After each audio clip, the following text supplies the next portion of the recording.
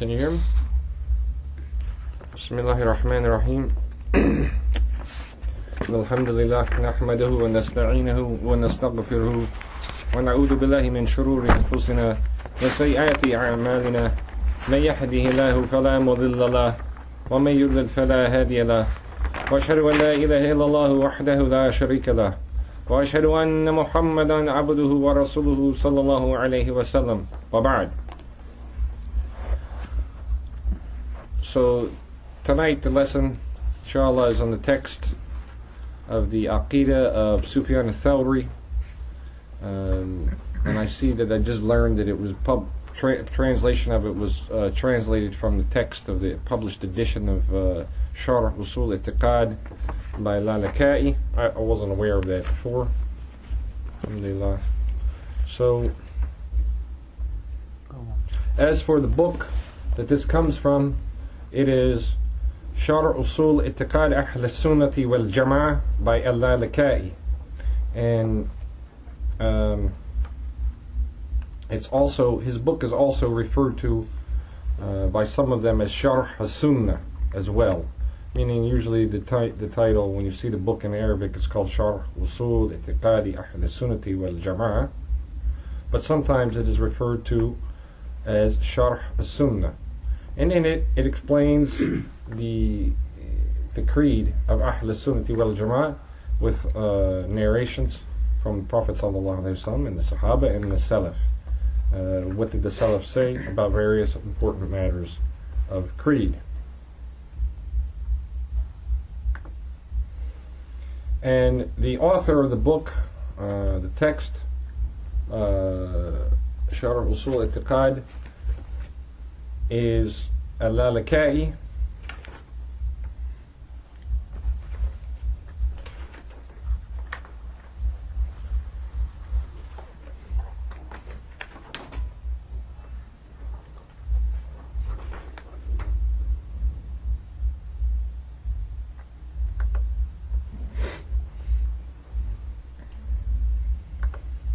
And his name is Hibbatullah ibn al-Hasan ibn Mansur al-Tabari al-Razi al-Lalaka'i, and his kunya is Abu Qasim.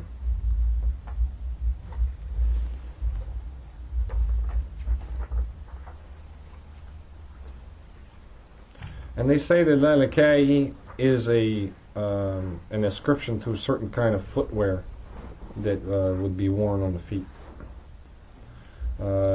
And they say that the meaning of it is the manufacturer, a person who makes sandals.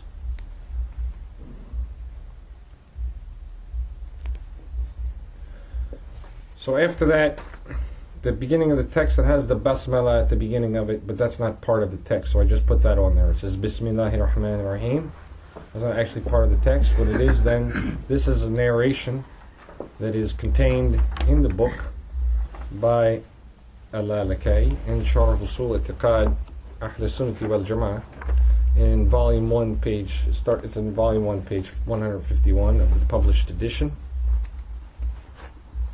And about this text, in Tadhkirat al-Hufadh, ath-Dhahabi mentioned it, quoted it from Al-Lalaka'i, and he said, هذا ثابت عن سفيان وشيخ المخلص وشيخ المخلص ثقة رحمة الله عليهم. He said this is affirmed from Sufyaan, and the Sheikh Mukhlis, the one who was the Sheikh of Al-Lalaka'i in the chain, is trustworthy. And then he said, Rahimahullah, may Allah have mercy upon them. And this, a piece of it was quoted by ath-Dhahabi in Siyar Alam an-Nubila. He quoted the part about reciting Bismillahirrahmanirrahim silently during the prayer. He quoted that in the biography of Sufyaan ath-Thawree. And also he quoted it at length in Tadhkirat al-Hufadh. However, in Tadhkirat al-Hufadh, there are some clear, in that printed edition of it, the one that is relied upon for the reference edition of Tadhkirat al-Hufadh, there are some clear mistakes in the text. That could be from manuscripts copied. The mistakes could be from people copying it and making errors. This is not uncommon.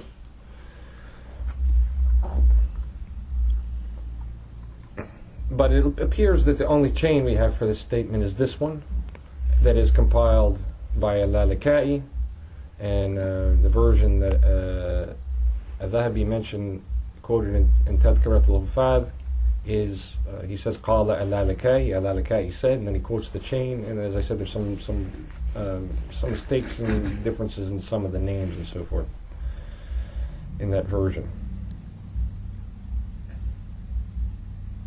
He also quoted it, as I said, a piece of it in Siyar al-A'lam an-Nubala, and one of his other books on the dates of the death of various scholars. He quoted a piece of this text. So, why to go through all that? To say that these are the only sources for the text that I have mentioned. So the basic source is the text of al-Lalaka'i. This is the real source for it with this chain, and it has been quoted by al-Dhahabi in more than one of his books, some in part, one in whole. And he said himself, Imam al-Dhahabi, about it, that it is affirmed, the text. So we start off after that, Qala al-Lalaka'i, that is al-Lalaka'i said, أخبرنا محمد بن عبد الرحمن بن العباس قال حدثنا أبو الفضل شعيب بن محمد بن أراجهاني قال حدثنا علي بن حرب الموصلي بسر راء سنة 57 و200 قال سمعت شعيب بن حرب يقول قلت لأبي عبد الله سفيان بن سعيد الثوري حدثني بحديث من السنة ينفعني الله به، أن ينفعني الله عز وجل به، فإذا وقفت بين يدي الله تبارك وتعالى وسألني عنه فقال لي من أين أخذت هذا؟ قلت يا ربي حدثني بهذا الحديث سفيان الثوري وأخذته عنه فأنجو أنا وتؤخذ أنت. So with the reading, we'll stop here to explain first about the text from the from the author himself.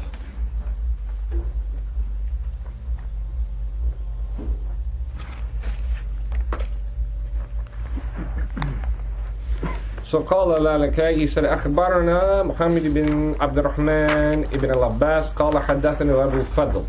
So these are two terms that, of course, we are having our lessons on hadith here Sunan Nasa'i once a month, and we did not talk about these terms yet today, even though we read many of them. Akhbarana is a term that means something was informed to us by such and such person. So it says Akhbarana Muhammad ibn Abdurrahman informed to us. And Haddathana, after that, Qala Haddathana Abu Fadl. Haddathana means hadith was narrated to us. This is more like the literal translation. However, there's a differentiation in the hadith terminology between these. So they use Haddathana for that which was actually heard. It means when he says Haddathana, it should give the implication that we actually heard it from him. In other words, that Shu'ayb bin Muhammad actually narrated this.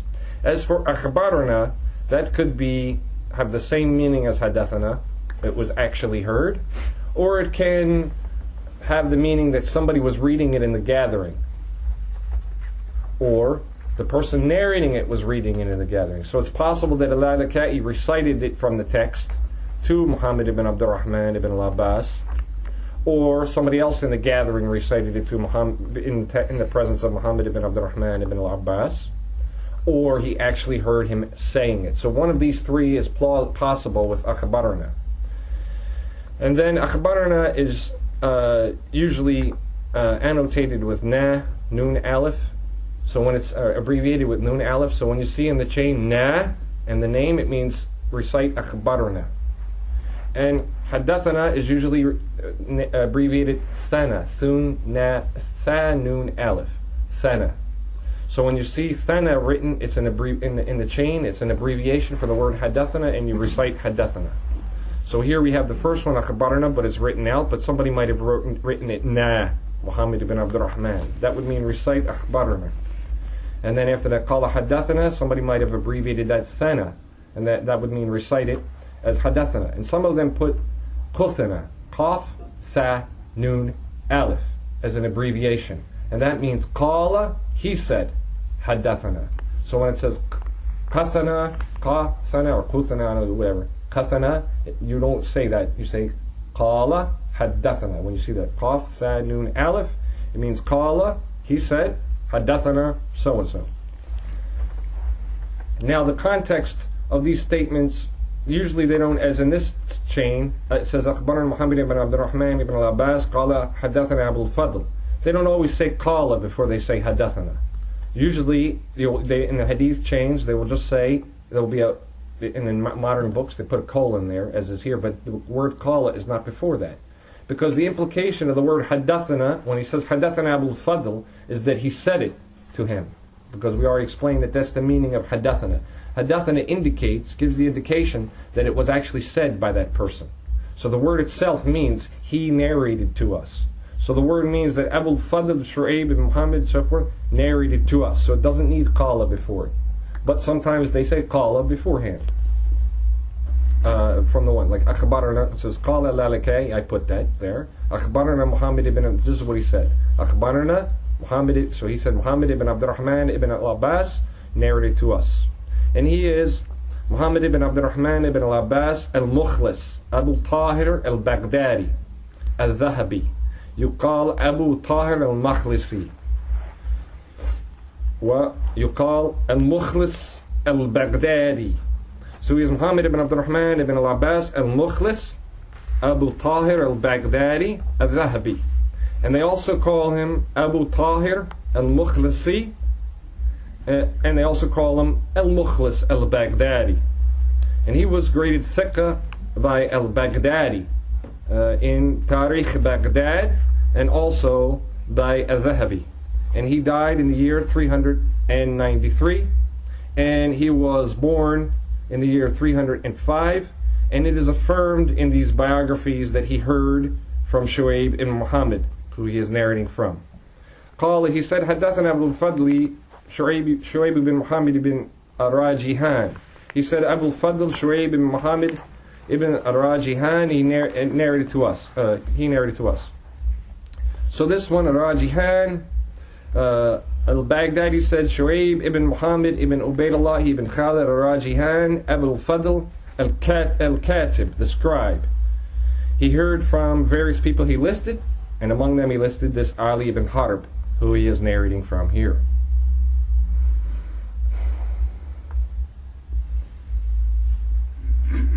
And he said about him, وَكَانَ ثِقَّةٌ, he was trustworthy.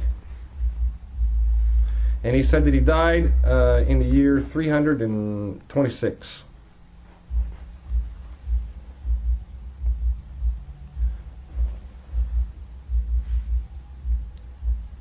And so we mentioned Muhammad ibn Abdurrahman al-Abbas al-Mukhlisi. He died in 393, and his sheikh Muhammad ibn Shu'aib ibn Muhammad ibn Arajian, he died in the year 326. He said, حدثنا Ali ibn Harb al-Mawsili. Ali ibn Harb ibn Muhammad ibn Harb al-Mawsili. Ali ibn Harb ibn Muhammad ibn Harb al-Mawsili. He's one of the reporters in one of the narrators that is in Sunan and Nasa'i. And some of them said Salihun, he's good. Some of them said Suduq, he's truthful. And some of them said Thiqqatun, he's trustworthy. So there's various statements about them. All of those statements are good, endorsing him.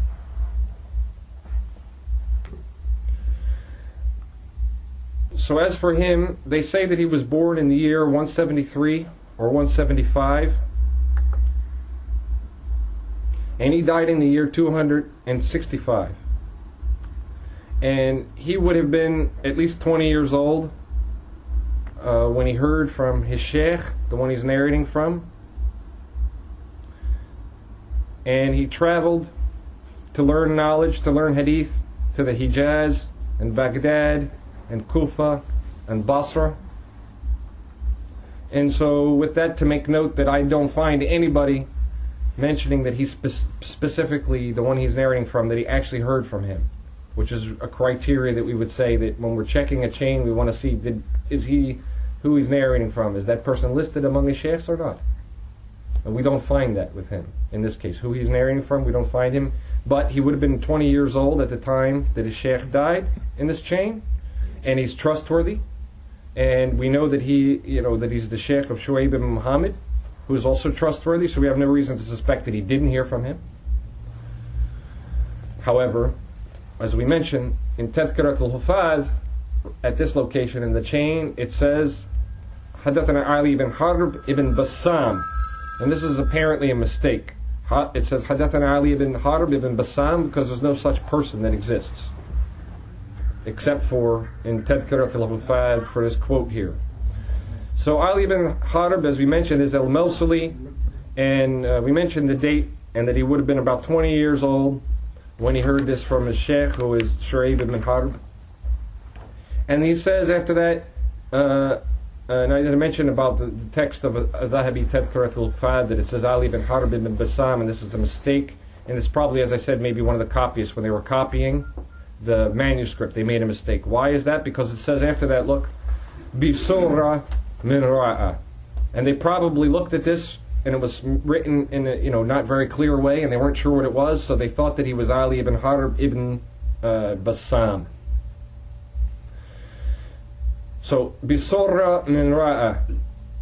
Now, Surah min ra'a is the name of a location. They call it Samra'a, with Hamza at the end. Sin, Aleph, Mim, Ra, Aleph, Hamza. And this is like an Armenian word, in the language of the Armenians. Samara'i. And they say that one of the Khalifas, Mu'tasim, he named the place Surah min Ra'a, changed this pronunciation of the name. And so since the name of the place was Samara'i, and it is a city on what is it, Tigris or Euphrates, northern Baghdad, and that's where it is. And when he was a Khalifa of Mu'tasim, one of the Abbasid Khalifas, then he renamed the place from that to Surah min Ra'a. So this is the meaning of it. So it says, Haddathana Ali ibn Harb al-Mawsili bi Surah min Ra'a. Ali ibn Harb al-Mawsili narrated to us in, the ba here means in, Surah min Ra'a, meaning in that city. And then it says, Sanata sab'in wa khamsina wa miyatain, in the year 7 and 50 and 200. And this is the correct way to say the dates in Arabic. You say the small number, the ones, then the tens, and then the hundreds, and then the thousands if there's some after that. So you don't say miyatain wa khamsin wa saba. You don't start 250 and 7 like in English, but you go backwards. Saba, 7, wa khamsin, and 50, and miyatain, 200. So the meaning is, it was the year 250 that he heard this from him. He said, Samiyatu Shu'aib bin Harb yaqul. He said, I heard Shu'aib ibn Harb saying, Shu'aib ibn Harb al-Madaini, Abu Salih al-Baghdadi. He was from Baghdad, but he settled in Mecca. He's a narrator of Bukhari, Abu Dawood, and An-Nasa'i. Meaning these scholars have him in their famous books, the Sahih al-Bukhari, Sunan of Abu Dawood, and the Sunan of An-Nasa'i. And it is affirmed that he heard from Sufyaan ath-Thawree. He died in the year 199.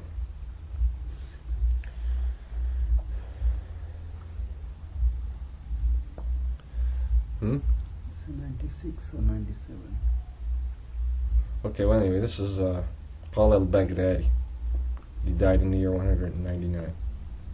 Maybe some others say he died other than that. That's not uncommon, that they say somebody said he died this year and somebody said he died that year and so forth.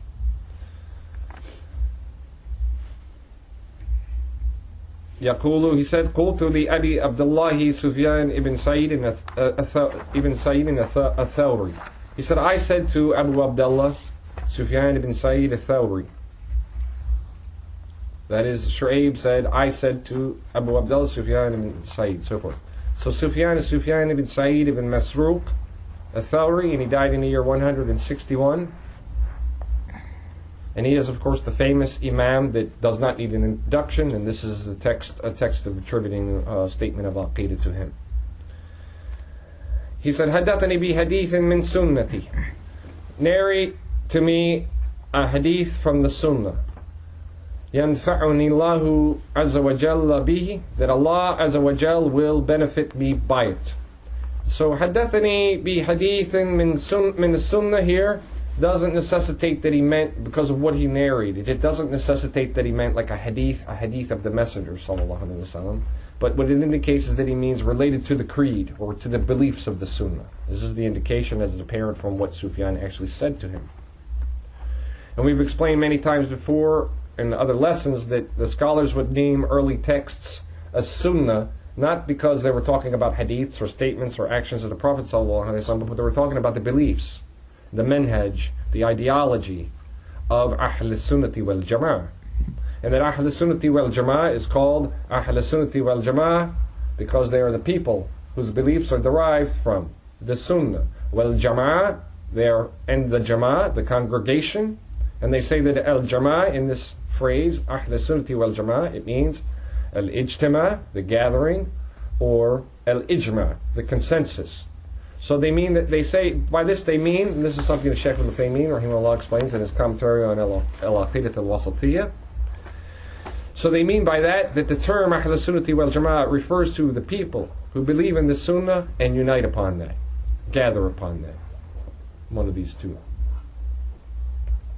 So the context here is narrate to me something about the belief of the people of the Sunnah, that Allah Azza wa Jalla will benefit me by it. فَإِذَا وَقَفْتُ بَيْنَ يَدَيْ اللَّهِ, so when I stand in front of Allah, بَيْنَ يَدَيْ means between the two hands. And so it's an expression in Arabic that means in front of. So whenever it is said بَيْنَ يَدَيْهِ, between his hands, it means right in front of him, because what is between one's two hands can be grabbed right in front of him. He's able to grab it and reach it right in front of him. So this is an expression that means in front of Allah. And of course this is not a negation that Allah has hands, as He has ascribed to Himself in the Quran. But the meaning here is that the phrase means He's in front of Him. Of course, in front of His hands as well is the meaning. But the way it works in Arabic, the meaning here is simply, when I stand before Allah Tabaraka wa Ta'ala, وَسَأَلْنِي, and He asked me anhu, about it. فَقَالَ لِي, so He says to me, مِنْ أَيْنَ أَخَذْتَ هَذَا, from where did you take this? قُلْتُ, I say, يَا رَبِّي, O my Lord, حَدَّثَنِي بِهَذَا الْحَدِيثِ, this hadith, this statement, this narration, it was narrated to me by Sufyaan ath-Thawree, وَأَخَذْتُهُ anhu, and I took it from him. فَأَنْجُ أَنَا, so I will be saved. وَتُؤَخَذُ أَنْتَ, and you will be. I see in the translation they have questioned, and that's a good translation for it, inshallah. Tu'akhidh here gives the implication that you will be punished for it. Meaning you will be held accountable for it. Meaning you're the one that's going to be held accountable for this, is the meaning of it. فَقَالَ, so he says, يَا شُعَيْب, O Shu'aib, هَذَا تَوْكِيدٌ وَأَيُّ تَوْكِيدٍ أُكْتُبْ. He says, O Shu'aib, this is tawqeed, this is emphasis. And what an emphasis. So write. Bismillahir Rahmanir Rahim. So this one is part of the text. Bismillahir Rahmanir Rahim. Al-Qur'anu kalam Allahi ghayru makhluq. The Qur'an is the word of Allah. It is not created. Minhu bada wa ilayhi ya'ud. From Him it initiates, and to Him it returns. وَمِنْ قَالَ غَيْرَ هَذَا فَهُوَ كَافِرٌ, and whoever says other than this, then he is a kafir. وَالْإِيمَانُ قَوْلٌ وَعَمَلٌ وَنِيَّةٌ, and faith is saying, and action, and intention. And when the scholars were saying that faith is saying and action, sometimes they said is belief in the heart, statement of the tongue, action of the limbs. Sometimes they just said قَوْلٌ وَعَمَلٌ, statement and action. This is a nice text because it has one niyyah. It says an intention, meaning it deals with what is in the heart as well. However, when the early people among the Salaf were saying that faith is qawlun wa amalun, they didn't mean it's not something in the heart. They meant it's also statements and actions. So sometimes you'll find from one of the Salaf it says that so and so said iman is statement and action. It doesn't mean, oh, okay, why did he not say it's a belief, it's something in the heart and statements and action? It doesn't mean that he's not saying that including what is in the heart. He's saying everybody knows that it's what's in the heart. It's also statements and actions. But in this case he said waniyatun, and it's also intention. Yazidu wa yanqus, increasing and decreasing. Yazidu bi ta'ati, it increases with obedience. Wa yanqusu bil ma'siyah, and it decreases with disobedience. وَلَا يَجُوزُ الْقَوْلُ إِلَّا بِالْعَمَلِ, and the saying will not be acceptable, is the meaning of لَا يَجُوز here. The saying will not be accepted إِلَّا بِالْعَمَلِ, except with the action. وَلَا يَجُوزُ الْقَوْلُ وَالْعَمَلُ إِلَّا بِالنِّيَّةِ, and the saying and the action will not be accepted, but with the niyyah, with the intention. وَلَا يَجُوزَ الْقَوْلُ وَالْعَمَلُ وَالنِّيَّةُ إِلَّا بِمُوَافَقَةِ السُّنَّةِ, and the intention, the action, and the saying, all of these will not be acceptable, but بِمُوَافَقَةِ السُّنَّةِ, when in accordance with the sunnah, when in agreement with the sunnah. And so all of this, inshallah, is clear, the meaning of it, that the Quran is the word of Allah, غير مخلوق, and this is the belief that is united upon among the Salaf, and it is the Jahmiyyah who rejected it. And some of those groups that deviated later on, that followed some of the statements of the Jahmiyyah. And by that we mean there may be some scholars that it was attributed to that were not Jahmiyyah, but they said this, like it's popular that Dawood ath-Thawree said that the Quran is, he didn't believe this, he said the opposite. But Dawood is the famous Imam of the Zaharis. He's not considered to be a Jahmi, that's it, period. He's a Jahmi. He's not one of the Jahmiyyah. But he had this statement. And many scholars of the past will find they might have a statement of a creed that is an error. And it is something that we say it's from the Murji'ah, it's from the Jahmiyyah, the statement he makes. But it doesn't necessitate that he takes the name. Just like we say about a Christian. He does sadaqah. He gives charity. And sadaqah, hiya min al-iman. It is from faith. Sadaqah is something, an action of faith. But that doesn't mean that the Christian is a mu'min, because he did an act of sadaqah. Or he comes in the masjid and he prays next to the Muslims. And then he leaves. So he says, I did some salah. He prayed with them. And then somebody says, okay, well he did salah. And salah is from iman. It's an act of faith. So therefore, because he did iman, he is a mu'min. Just like the Muslim. He commits an act of kufr. Some of these, they don't take him out of Islam. Like killing a Muslim. Qitaluhu kufrun. The Prophet ﷺ said, fighting him is kufr. He said. So verbally abusing the Muslim is fusuq, open wickedness, open rebellion. And fighting him is kufr. But every Muslim that fought another Muslim is not automatically deserve the term kafir, even though the act is kufr. So a Muslim does an act of kufr, doesn't mean that he gets the name kafir automatically. A person might say the statement of kufr, doesn't mean he gets the name kafir. And similarly with any other sin, like any other sinful statement like this one. The people that say that the Quran is created, this is the view of the Jahmiyyah. They're the ones that initiated it and spread it, and some people adopted it, but it doesn't necessitate that he is a kafir automatically by that. Now, he said, Minhu bada'a wa ilayhi ya'ud, and from him it initiates, and to him it returns. وَمِنْ قَالَ غَيْرَ هَذَا فَهُوَ كَافِرٌ. He means whoever says other than this statement, whoever says, believes, has the intention, believes in other than this statement, then he is a kafir. And as we mentioned, this is the belief, the majority of the scholars hold the view that the person is not considered a kafir outright because he says that statement, while they agree that this is a statement of the Jahmiyyah, and with any other statement of kufr, there are all of these criteria before they go and make the person a kafir automatically because of that statement. But this is the popular view that among the Jahmiyyah, the belief that the Jahmiyyah, some of the scholars held the view that they are kuffar because they deny this. And of course this is among the most important things, because this is no more important topic, the topic of the Quran and the revelation, that Allah revealed the Quran to Jibreel alayhi salam, and he sent the Quran with Jibreel alayhi salam. He recited to Muhammad sallallahu alayhi wasallam, and he recited it to his companions, and so forth. So anybody who claims that this is created, this is a clear statement of kufr, and it is a kufr innovated from the Jahmiyyah, but it doesn't necessitate that we automatically say everybody who says it is one of these. After that, he said, mentioned a bit about Iman, and inshallah this is clear that Iman is statement and action as well as intention, and it increases and decreases, and he explained it increases with obedience and decreases with disobedience, and that the statement will not be accepted without action, meaning that it's not enough for a person to just say something without acting on it. And the example here is, it's not enough for the person to utter the shahadatain without acting on it. That will not be accepted.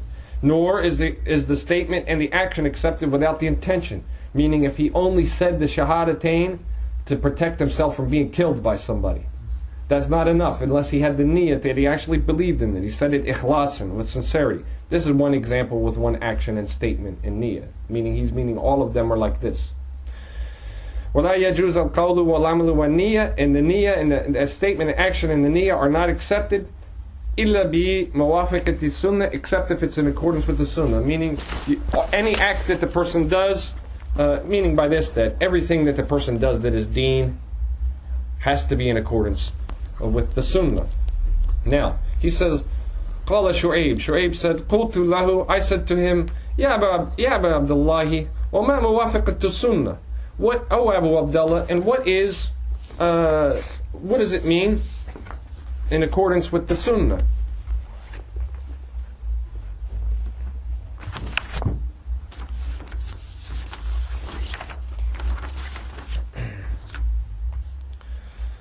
قال, he said, تقدمت الشيخين أبي بكر وعمر رضي الله عنهما. He said, you putting ahead Abu Bakr and Umar, may Allah be pleased with the two of them. That is, you advancing ahead as imams, meaning after the Prophet ﷺ, who are the khalifas in this ummah, that you have to give preference to Abu Bakr and Umar, as we say, ath-Thawree wal Jama'ah says. Then he says, Ya Shu'aib, O Shu'aib, لا ينفعك ما كتبت حتى تقدم عثمان وعليا على من بعدهما. He said, O Shu'aib, what you have written, ma katabta, what you have written, will not benefit you until you advance Uthman and Ali over whoever came after the two of them. And as we explained before, there was discord when there was fitna and fighting after the death of Uthman and so forth, and some people had the view that criticized Uthman, and that led to his murder, and then there was this discord and fighting among the companions and the tabi'in, and after the dust settled, the people of ath-Thawree wal Jama'ah agreed on this statement, that it is Abu Bakr, thumma Umar, thumma Uthman, thumma Ali, like that these are the sequence of the four imams. Then he said, Ya Shu'aib ibn Harb, la yanfa'uka ma katabtu laka hatta la تشهد لأحد بجنة ولا نار إلا لأشرة الذين شهد لهم رسول الله صلى الله عليه وسلم وكلهم من قريش. من قريش. He said, O Shu'aib ibn Harb, what I have written for you. Now he says, ما كتبت لك, meaning what I have dictated for you to write, is the meaning of it when he says that.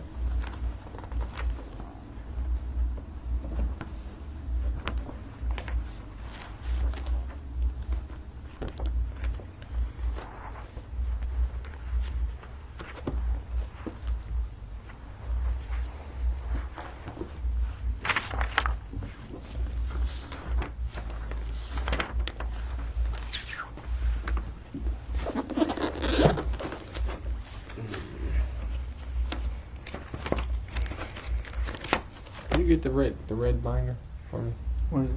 in my box?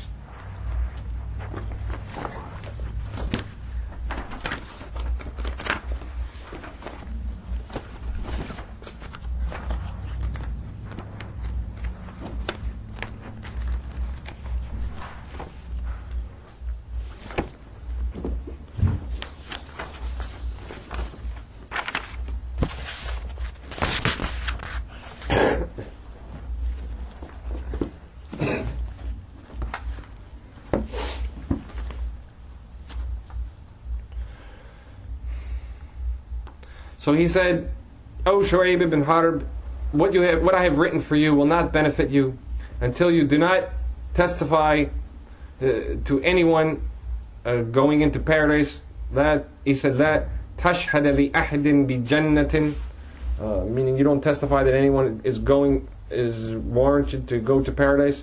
Wala narin, and nor the fire. Illa li ashrat alladhina shahida lahum Rasulullah sallallahu alayhi wa sallam, except for the 10 of those who Allah's Messenger sallallahu alayhi wa sallam testified for them. وَكُلَّهُمْ مِنْ قُرَيْشٍ.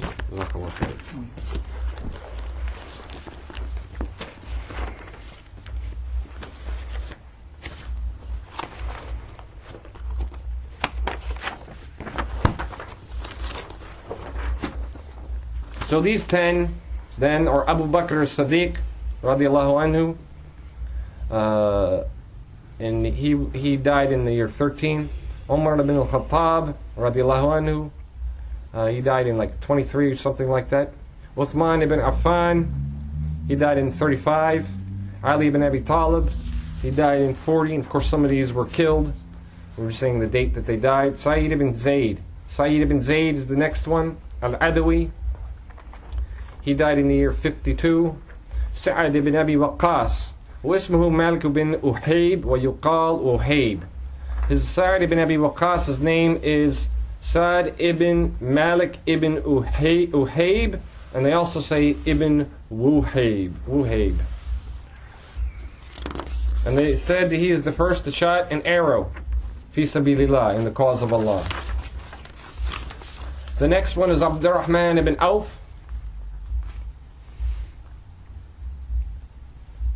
And the next one is Talha ibn Ubaydullah. The next one is Az-Zubair ibn al-Awam. And the next one is Amr ibn Abdullah ibn al-Jarrah. And that is Abu Ubaidah ibn al-Jarrah. And these are the 10, the hadiths about this, the 10. These are in paradise. Abu Bakr fil Jannah, wa Umar fil Jannah. Like this is the hadith. Abu Bakr is in paradise, Umar is in paradise. That mention all 10. It's recorded by various versions of it. Some of them don't mention. Some of them say there's a bunch of different versions of this hadith. So we'll just make it like this. These are the 10. It's recorded by Ahmed, Abu Dawood, At-Tirmidhi, and Ibn Majah, and it's in the Sunan al-Kubra by An-Nasa'i. So these are the 10 that are affirmed, and in this regard the concept is simple, that Allah determines who goes to paradise and the fire, not us. So it is not allowed for us to say so and so is in the fire or so and so is in paradise without a text. So those that we know, like Abu Lahab, Abu Talib, we have texts about these. Anybody that we have a text about, we can say that. Anybody that we have a text about that is in paradise, then we can say that. There's some about other companions as well. He just mentioned in this one, and as you can see, the text this is a short text related to Creed. He said, and all of them are from the Quraysh. And this is the belief of Ahl Sunnati wal Jama'ah, the majority, that the leaders of the Ummah, the best of the Ummah, the Khalifas of the Ummah, are from the Quraysh. And there are many hadiths about this topic. Among them that the Prophet ﷺ said there will be 12 Imams, and all of them will be from the Quraysh, and so forth. And so in the hadith of Irbad ibn Sariyah, where the Prophet ﷺ, he said the Prophet ﷺ gave us a khutbah, mau'idha, and he exhorted us and he said, you will see much differing after me. Alaykum bisunnati wa sunnati al-khulafa'i rashidin al-mahdiyyin. He said, and stick to my sunnah and the sunnah of the rightly guided khalifas that come after me, and bite on to this binawajid, with the bite on this with the molars, the molar teeth.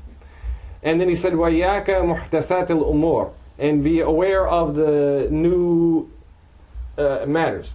In this hadith he also said, taqullah, I order you have taqwa of Allah, and hear and obey, even if he is abdan habashiyan, even if he is a Habashian, Ethiopian slave.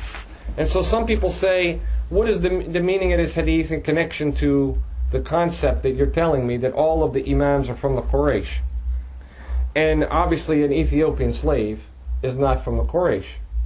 And so some people have tried to make jama, harmonize between these texts with ways that are not suitable according to what the Salaf, the early people of commentary and tafsir, commentary and hadith have said.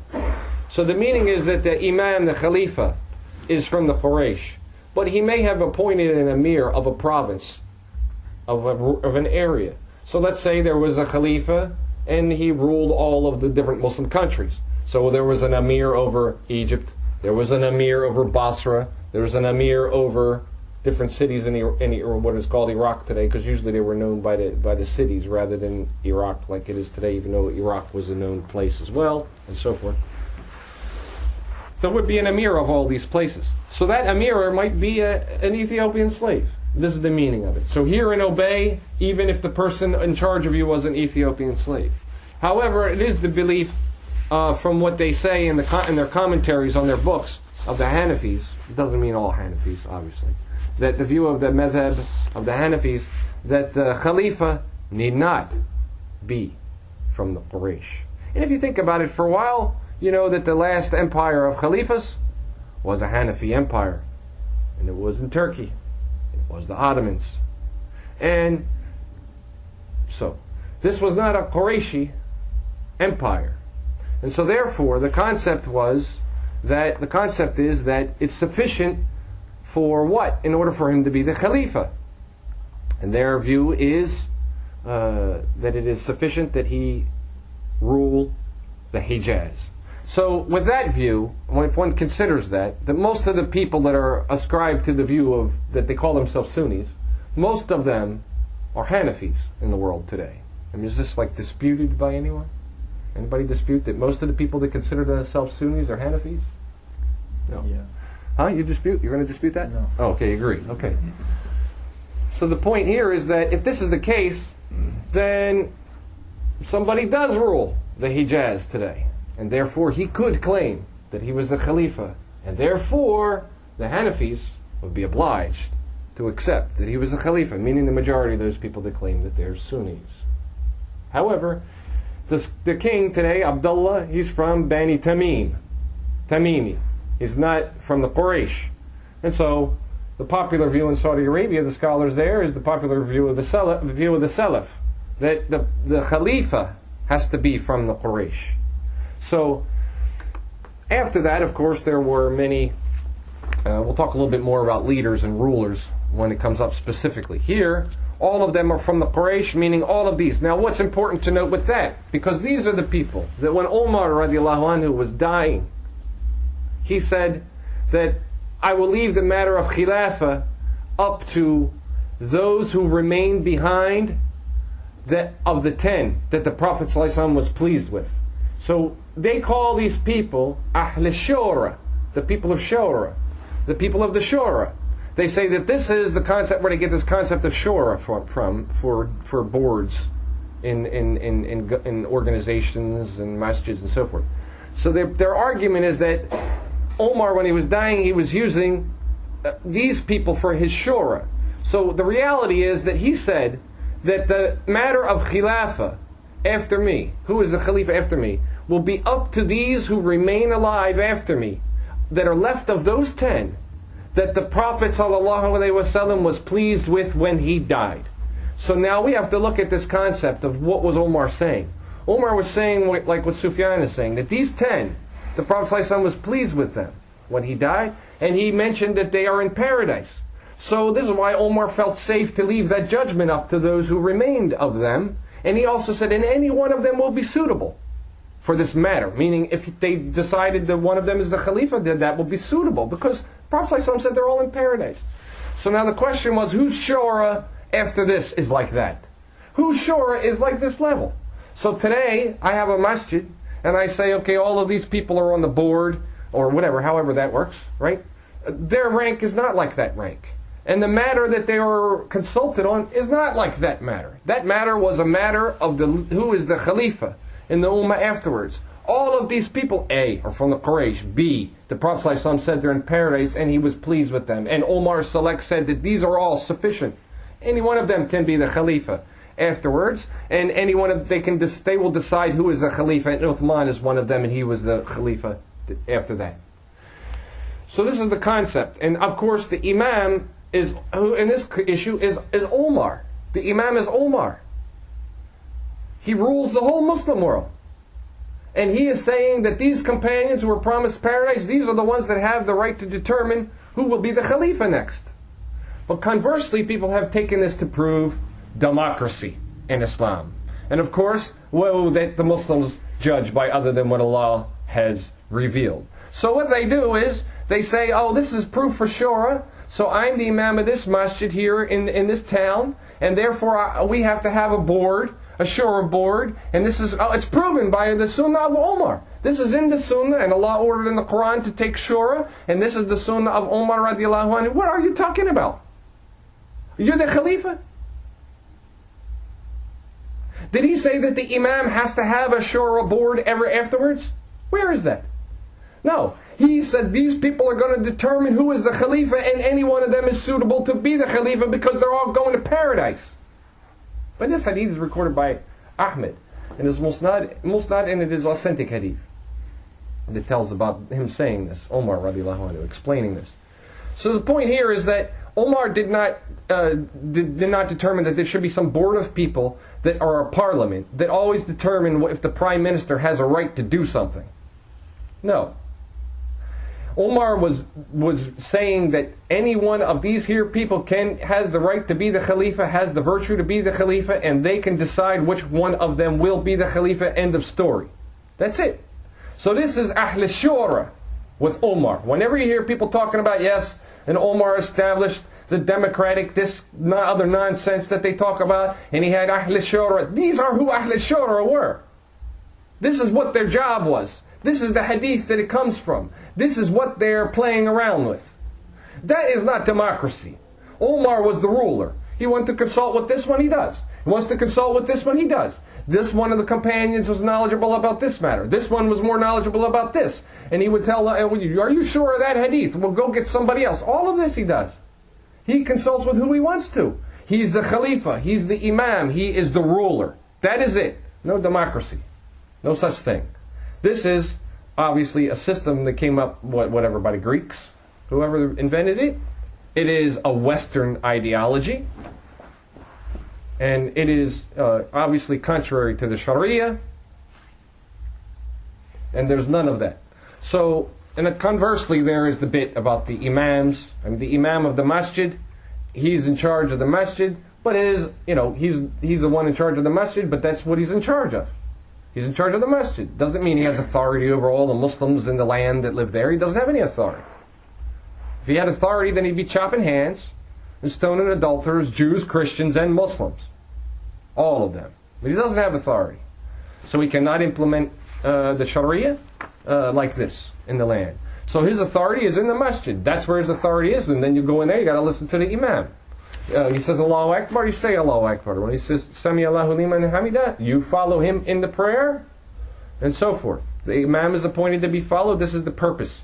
So he leads the prayers, he gives the khutbah and so forth, and organizes the lessons and so forth in the masjid, and he consults with who he deems fit, not the other way around as people do, where we have a board and then we decide who's going to be our Imam.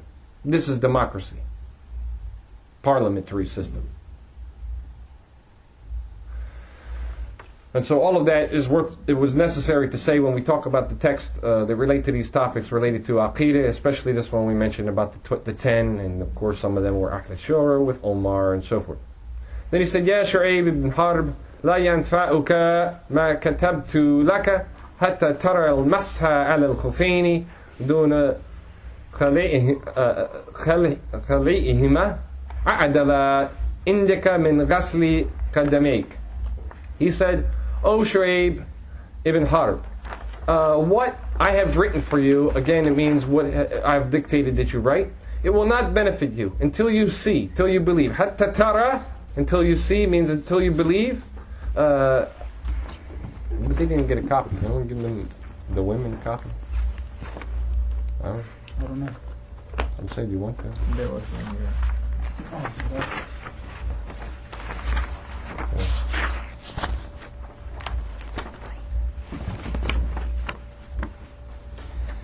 حتى ترى المسح على الخفين, until you see that wiping over the khufs دون خليهما, without taking them off, is the meaning of it.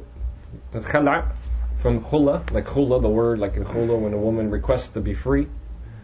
The khula, it means to be taken off or to be let free, to let off. So the meaning here is without taking them off. A'adala is equal, the same, indica, with you min ghasli kadamek, as washing your feet. So he says here that, O Shu'ayb, none of this will benefit you unless you see that wiping over the khufs without taking them off is equal as to you washing them. Meaning that according to whatever conditions are in the sunnah about that, and the popular related to that is 3 days and 3 nights for the traveler, that the person can wipe over the khufs, and a day and a night for the resident.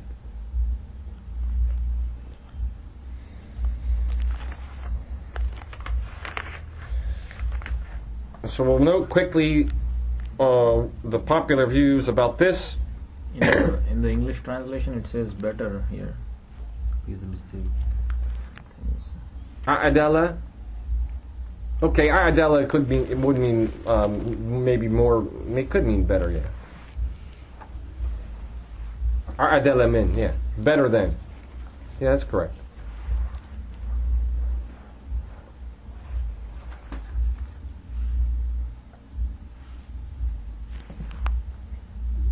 Could be.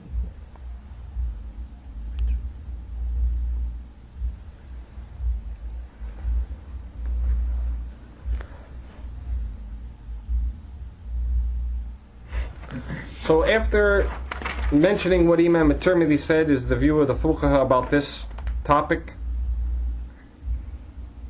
after number 96 in the Sunan, he says, وَهُوَ قَوْلُ أَكْثَرِ الْعُلَمَاءِ مِنْ أَصْحَابِ النَّبِيِّ صَلَّى اللَّهُ عَلَيْهِ وَسَلَّمَ وَالتَّابِعِينَ وَمَنْ بَعْدَهُمْ مِنَ الْفُقَهَاءِ مِثْلَ سُفْيَانَ ath-Thawree.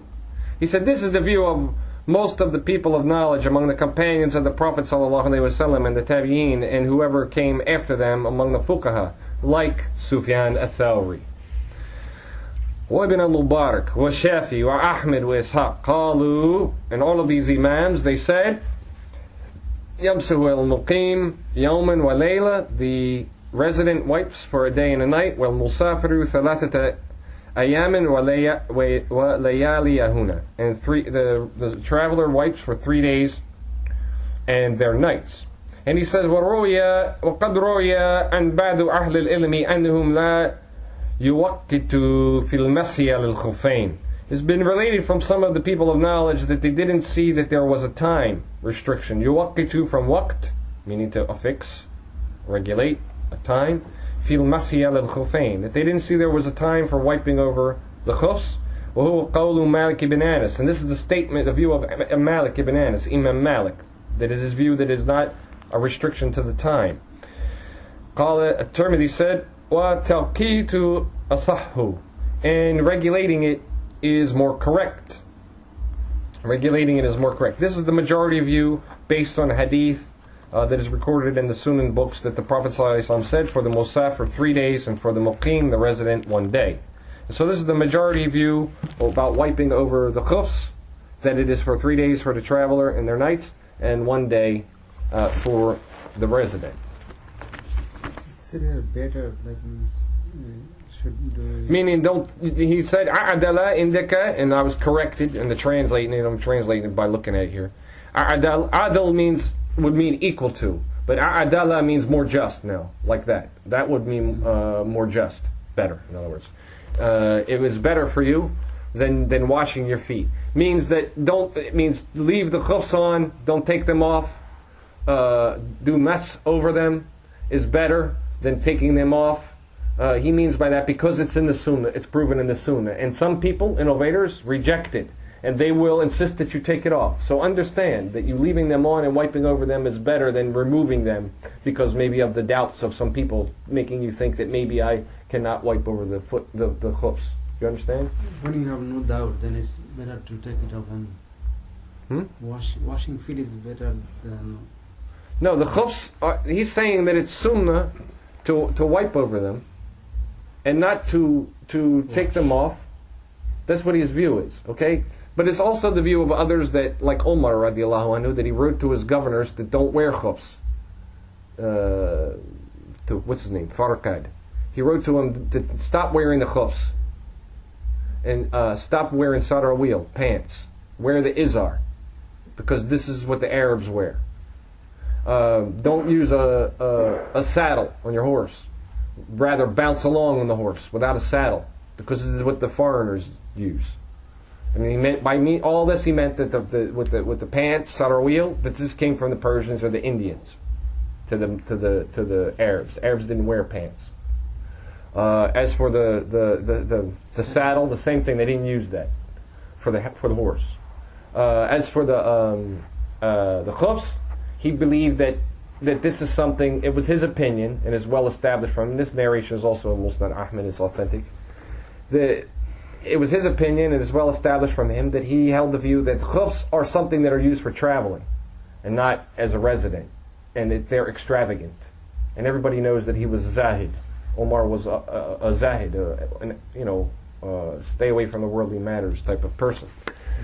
So it was his view that the governors, some of the people were becoming too worldly, and they start wearing khufs all the time, and wearing sarawil, pants, all the time, and then having a nice saddle for their animal when they're riding, and this and that. So he was telling them, cut down on the worldly stuff. So the concept that Sufyaan is talking about here is that the people of bid'ah don't allow any wiping over the khufs. So understand that you're leaving them on when it's permissible to wipe them. You're leaving them on is better than taking them off because of the calls of the innovators. And some of these matters are fiqh issues, and this is not the only one.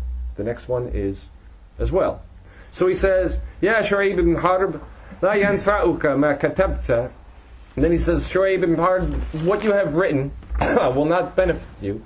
Hatta yakuna ikhfa'u bismillahir rahmanir rahim fi salati afdala indaka min an tajhara bihima. He says, O Shu'ayb ibn Harb, what you have written will not benefit you until quietly, ikhfa'u, quietly, saying, in other words, Bismillahir Rahmanir Rahim, fi salat, afdala indika is more virtuous to you, min an tajhara bihima, than that you say it out loud. Now, bihima here is in the text. It is in the text, in the published edition of the book that has been verified. Checked. In the text of ath-Thawree, there are different, depends on which book he's quoting it from. In Tadhkiratul Hufadh, he said, Afdalu min al-jahri bihi. And in Siyar al-Nubala, he said, Afdala indika min al-jahr. Without bihi or anything like this after it. And so the reason why I mention this is because in Arabic, the statement is confusing. It says, min an tajhara bihima, with the two of them. So what is apparent by bihima, if it is correct and not a mistake from those who copied the manuscript, is that bihima refers to the name, the two names, Ar-Rahman and Ar-Rahim. Conversely, usually when they refer to reciting the Bismillahir Rahmanir Rahim out loud or quietly, they would say, here you would say min an tajhara biha, with it.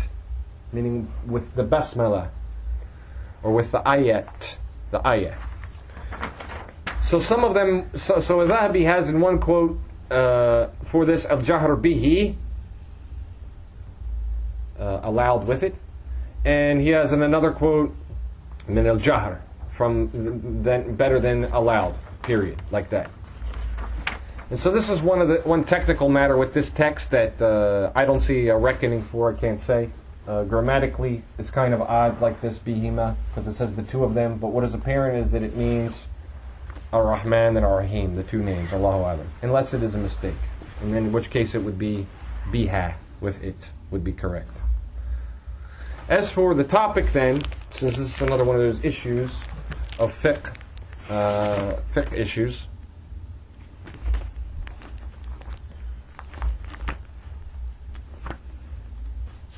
The reason, again, why he said this is one of the popular views. It is not. The Salaf disagreed on this.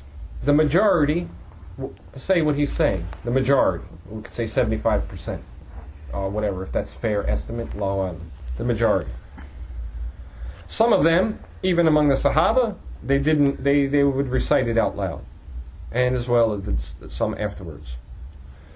So we have here a couple chapters that Imam at-Tirmidhi has brought, where he has mentioned what some of the Salaf said about it, and what the Fuqaha have said about it. After the first hadith in the chapter, it's number 244, and it's a weak hadith. After that, he said, وَالْعَمَلُ عَلَيْهِ إِنْ أَكْثَرِ أهل العلم من أصحاب النبي صلى الله عليه وسلم منهم أبو بكر وعمر وعثمان وعلي وغيرهم ومن بعدهم من التابعين وبه يقول سفيان الثوري وابن المبارك وأحمد وإسحاق لا يرون أن يجهر ببسم الله الرحمن الرحيم قالوا ويقولها في نفسه. And this is because the hadith before it is weak, but the hadith indicates, the hadith of the chapter proves saying it silently, not saying it out loud. But as I mentioned, I'm not going to read it, it's a weak hadith. But after that, the statement that he says that this is the view of most of the people of knowledge from the companions of the Prophet ﷺ and those after them, like Abu Bakr and Omar and Uthman and Ali. So there you have right there the four imams agree on this issue of reciting it quietly, not reciting it out loud. So this is enough. And as we said, some people hold the view that when there's disagreement on the issue and Abu Bakr holds this view, that there's ijma, if it wasn't contradicted by the Khalifas afterwards. And this is a case like this where we would look at that. And this is important. Consider how many times you hear people talking about Shaykh al-Islam ibn Taymiyyah and saying that he's a kafir because he objected to the ijma of the ummah. And they quote, among them they say, 3 divorces in one sitting. He objected to that, and there's a consensus. Now, why do they say there's a consensus? Because of the hadith from Omar. It's in Muslim and other authentic book, other compilers, that Omar said, if the people keep playing around with this 3 in 1, then I'm going to make it stick on them. Or as he said, the meaning is like this. So Omar instituted this on the people. But during the time of the Prophet ﷺ, they were not counting 3 in one sitting as 3. They were considering it just 1. But Omar said, if they keep playing with this, in other words, this is going to count. And so what they say, because Omar said this, and some people say, well, okay, there's an ijma for this, because it's the judgment of Omar. You see? So these people are fine. They argue with that view if they want to argue that. What we understand is that Omar made a lot of judgments on matters that were related to the circumstances going on. And we talk about that at length in other hadith lessons, and where it's suitable to talk about that. It is not, that gets longer, because then we got to quote the other different examples from Umar, radiallahu anhu. But this is one of those cases where he made a judgment on a matter, and so some people say, okay, well, there's a consensus on this now because Omar has this judgment. Therefore, when Omar says it, then there's a judgment that's considered an ijma. And Ibn Taymiyyah contradicted the ijma.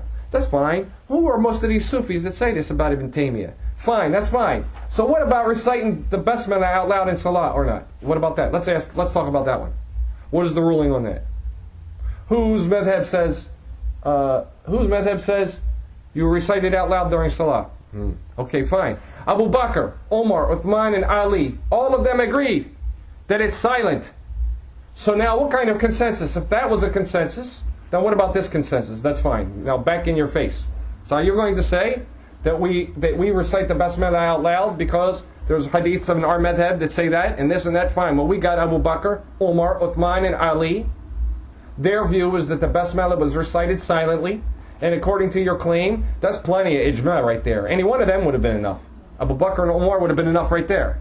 Now we got Uthman and Ali too, so we know nobody disagreed afterwards. No, contrary to that, the next chapter, Imam at-Tirmidhi brought a hadith that is also a weak one that proves reciting the basmala out loud during salah. And then he said afterwards that some of them, he said, وَقَدْ قَالَ بِهَذَا عِدَّةٌ مِنْ أَهْلِ الْعِلْمِ مِنْ أَصْحَابِ النَّبِيِّ صلى الله عليه وسلم. Some of the people of knowledge among the companions of the Prophet ﷺ said this, like Abu Bakr, like Abu Hurayrah, minhum Abu Hurayrah wa Ibn Umar wa Ibn Abbas wa Ibn Zubair wa min ba'dahum min at-tabi'in.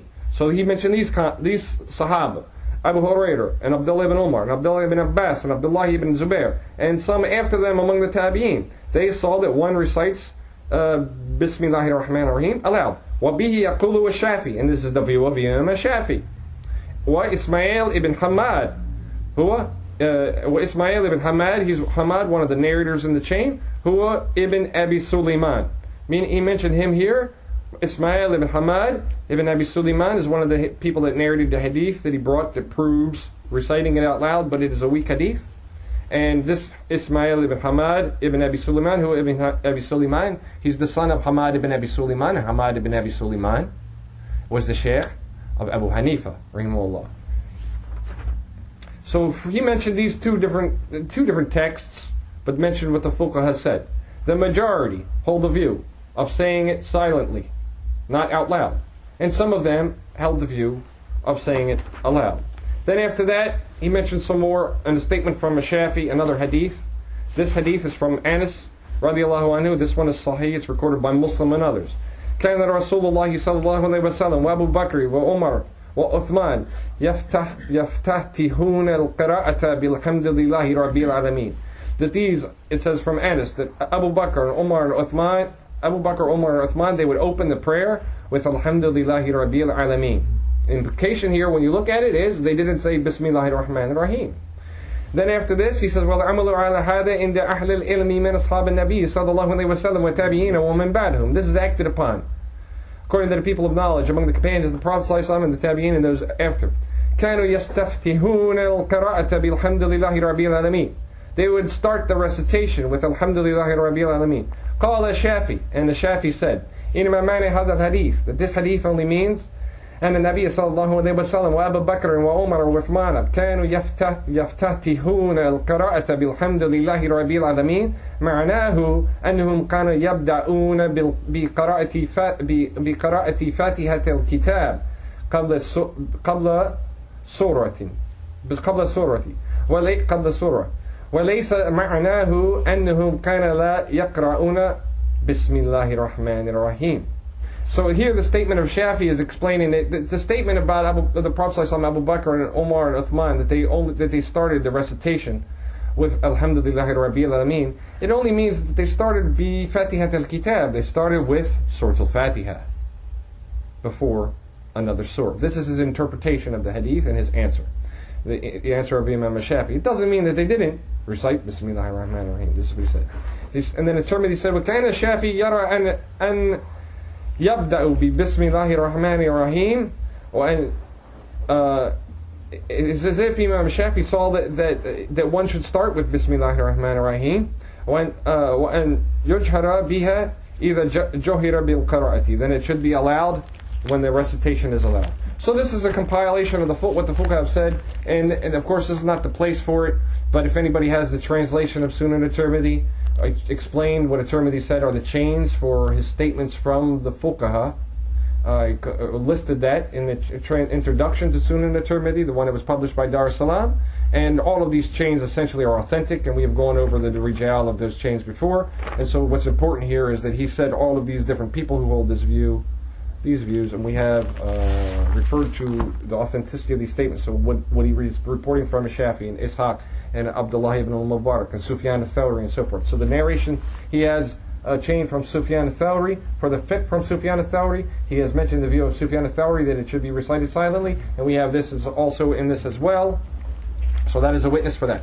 Now, the statement, parts of this, or quoted by Abdurrahman al-Mubarak-Furi rahimahullah in Tuhfat al-Ahwadi, the commentary on Tirmidhi. He quoted this part of this statement of Sufyan. He quoted it from Tadhkirat al-Hufadh by Dhahabi. As we mentioned in the beginning, this text is also quoted by Dhahabi in Tadhkirat al-Hufadh. He quoted it from him in Tuhfat al-Ahwadi. But where? Under this chapter. What came regarding not reciting Bismillahir Rahmanir Rahim out loud? Out of chapter 66 in the book of Salah of Tirmidhi, number 244, al-Mubarak-Furi quoted this narration from Sufyan, part of it, because it has in it that Sufyan is saying that what I have told you, or you have written, will not benefit you until you believe, until reciting Basmala silently is more virtuous to you than reciting it out loud.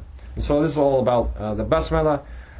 يا شعيب بن حرب لا ينفعك الذي كتبت حتى تؤمن بالقدر خيره وشره وحلوه ومره.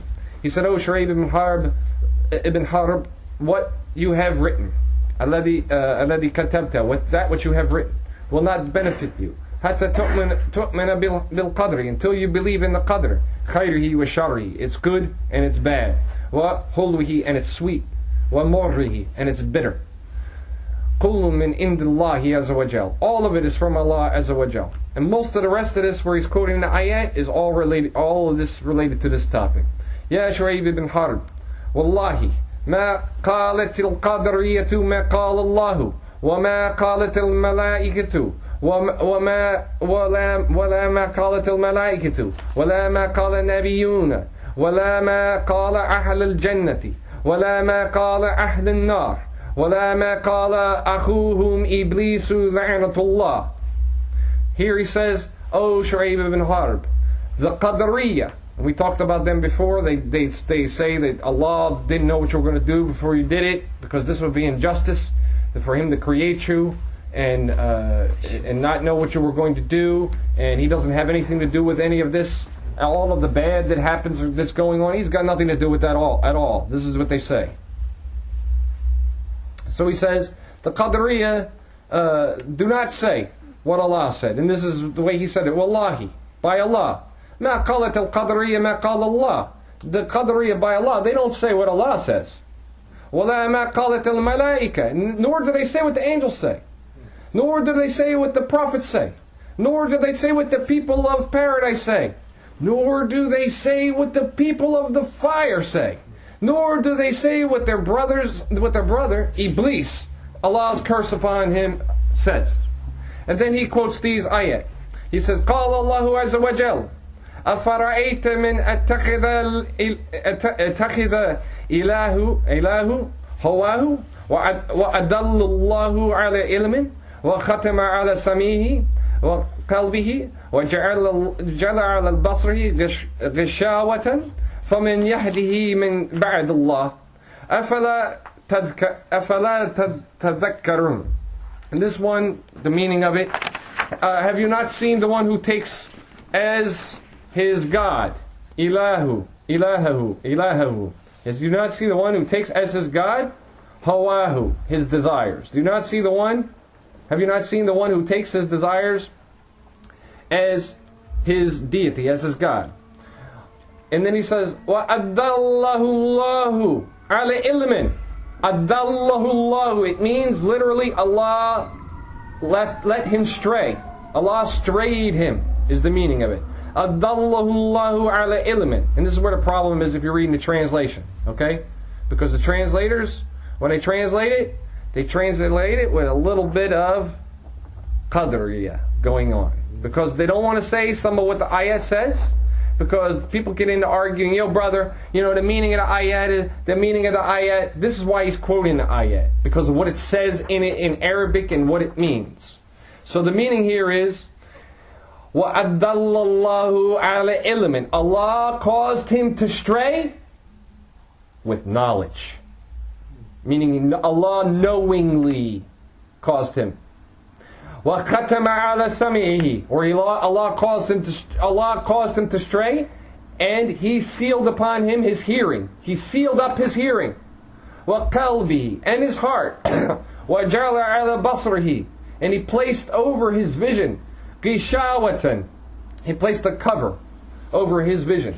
فَمِنْ يَهْدِيهِ, so who will guide him? مِنْ بَعْدِ اللَّهِ, after Allah. If Allah caused him to go astray, who can guide him? Is the meaning of the ayat. Do you not reflect? So this, he says, this is what Allah said. Look at them. They've taken their desires. Who took them? Those that Allah is leaving to go to hell. They're the ones that did that. The ones that He is letting go to hell, leaving to stray, deviating from the truth. وَقَالَ تَعَالَى, and He said, وَمَا تَشَاءُونَ إِلَّا أَن يَشَاءَ اللَّهُ, and you do not will, except that Allah wills. Meaning you, all of you, you people, you do not will, except that Allah wills. Meaning you don't make a decision to do nothing, except that it is in the will of Allah, under the will of Allah. You don't do any will, except that it is under the will of Allah. Who do you think you are? Who do you think is in control? وَقَالَتِ الْمَلَائِكَةِ, the angels, they say, سُبْحَانَكَ لَا عِلْمَ لَنَا إِلَّا مَا عَلَّمْتَنَا إِنَّكَ أَنْتَ الْعَلِيمُ الْحَكِيمُ. Subhanaka, glory to you. La ilma lana, there is no knowledge for us. Illa ma allamtana, except what you have taught us. Except what you have taught us. Innaka antal alim al hakim.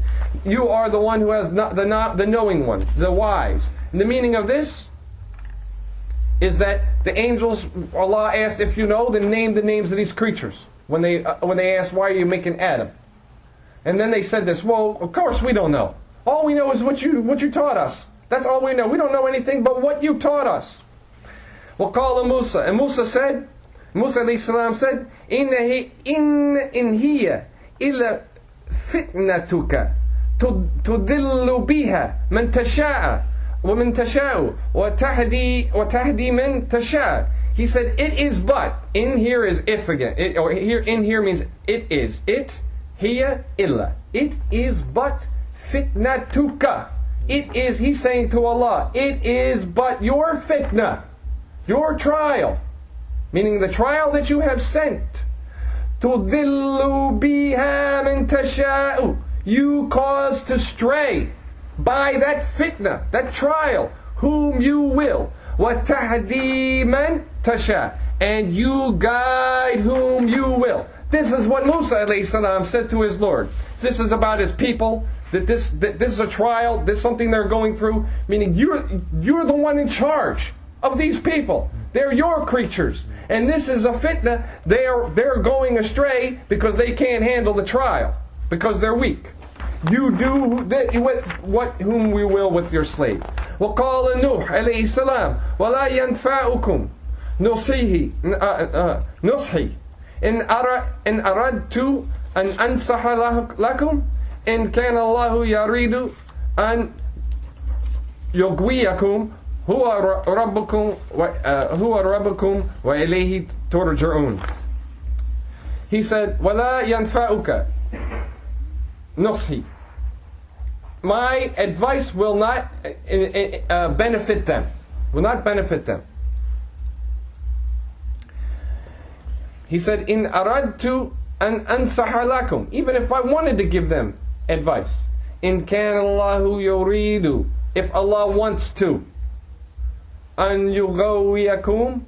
He wants to leave them to stray. From gawa. Ghain, waw, alif maksur, the ya without two dots on it, means to stray or mislead. So the meaning here is that what is my advice going to benefit them? They're not going to listen if they're the kind of people that Allah has put a seal on their hearts and their hearing, in their hearts, their hearing, their sight, and so forth. They're going to hell. There's nothing that I can do. What benefit will it be if Allah wants to lead them astray? And He's the one that they're going to go back to Him and He's going to judge them. So what benefit will my advice be? وَقَالَ شُعَيْبَ alayhi salam. And Shu'aib said, وَمَا يَكُونُ لَنَا أَن نَعُودَ فِيهَا إِلَّا أَنْ يَشَاءَ اللَّهُ رَبُّنَا وَاسِيَ رَبُّنَا كُلِّ شَيْءٍ إِلْمًا. And so this is the saying of Shu'aib to his people when they said to him, you need to come back to this shirk that we believe in. You need to come back to the shirk that we're upon. Leave that nonsense and come back to the old religion. He says, and it is not for us.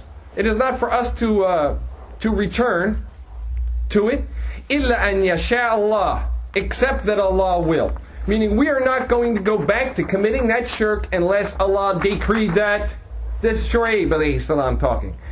We would not go back to that religion of that shirk that you're upon unless Allah had decreed that. And our Lord is, He has knowledge over all things. وَقَالَ أَهْلُ الْجَنَّةِ, and the people of paradise, they say, Alhamdulillah alladhi hadana lihada wa ma kunna nahtadiya lawla anna hadana Allah. And alhamdulillah to the one who guided us to this, and we would not have been guided if it were not that Allah had guided us. Here he quotes this, the people of paradise are recognized that the only way they get any huda is from Allah. They don't get it from themselves. وَقَالَ, on the other hand now, أَهْلِ النَّارِ, what do the people of the fire say? Obviously it will be the opposite. غَلَبَتْ عَلَيْنَا شِقْوَاتُنَا وَكُنَّا قَوْمًا ضَالِينَ. شِقْوَاتُنَا, our misery, they say. شِقْوَاتُنَا غَلَبَتْ عَلَيْنَا, overcame us, overpowered us. And what is this based upon? This is from the hadith as-Sadiq al-Masduq, where Abdullah ibn Mas'ud said, the Prophet ﷺ said, the formation of one of you was gathered in the womb of his mother for 40 days as a alaqa, and then a mudghata, and so forth. And after 120 days, he says, after 120 days, he sends to it an angel, and he writes on it 4 statements. Okay, what are they again? Since I always remember, because there's like, it looks like there's 6 of them in the wording in the hadith. So 12.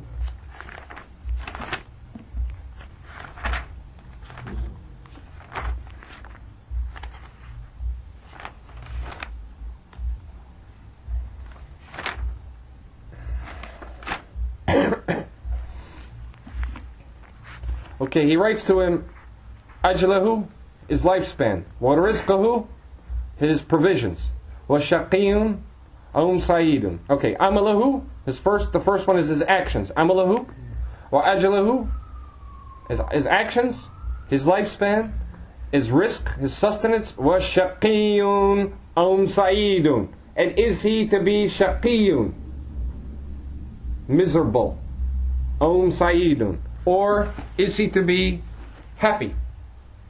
Okay, so the meaning here, the Prophet ﷺ said that at that time these 4 decrees are given, and it's ilm, ajal, risk, and then the other 2. Is he this or that one? So that's why I always get confused when trying to remember them. Shaqiyun sa'idun. Is he, which is obviously the 4th category of the 4th decrees. Will he be miserable or happy? So how does it relate to the ayat?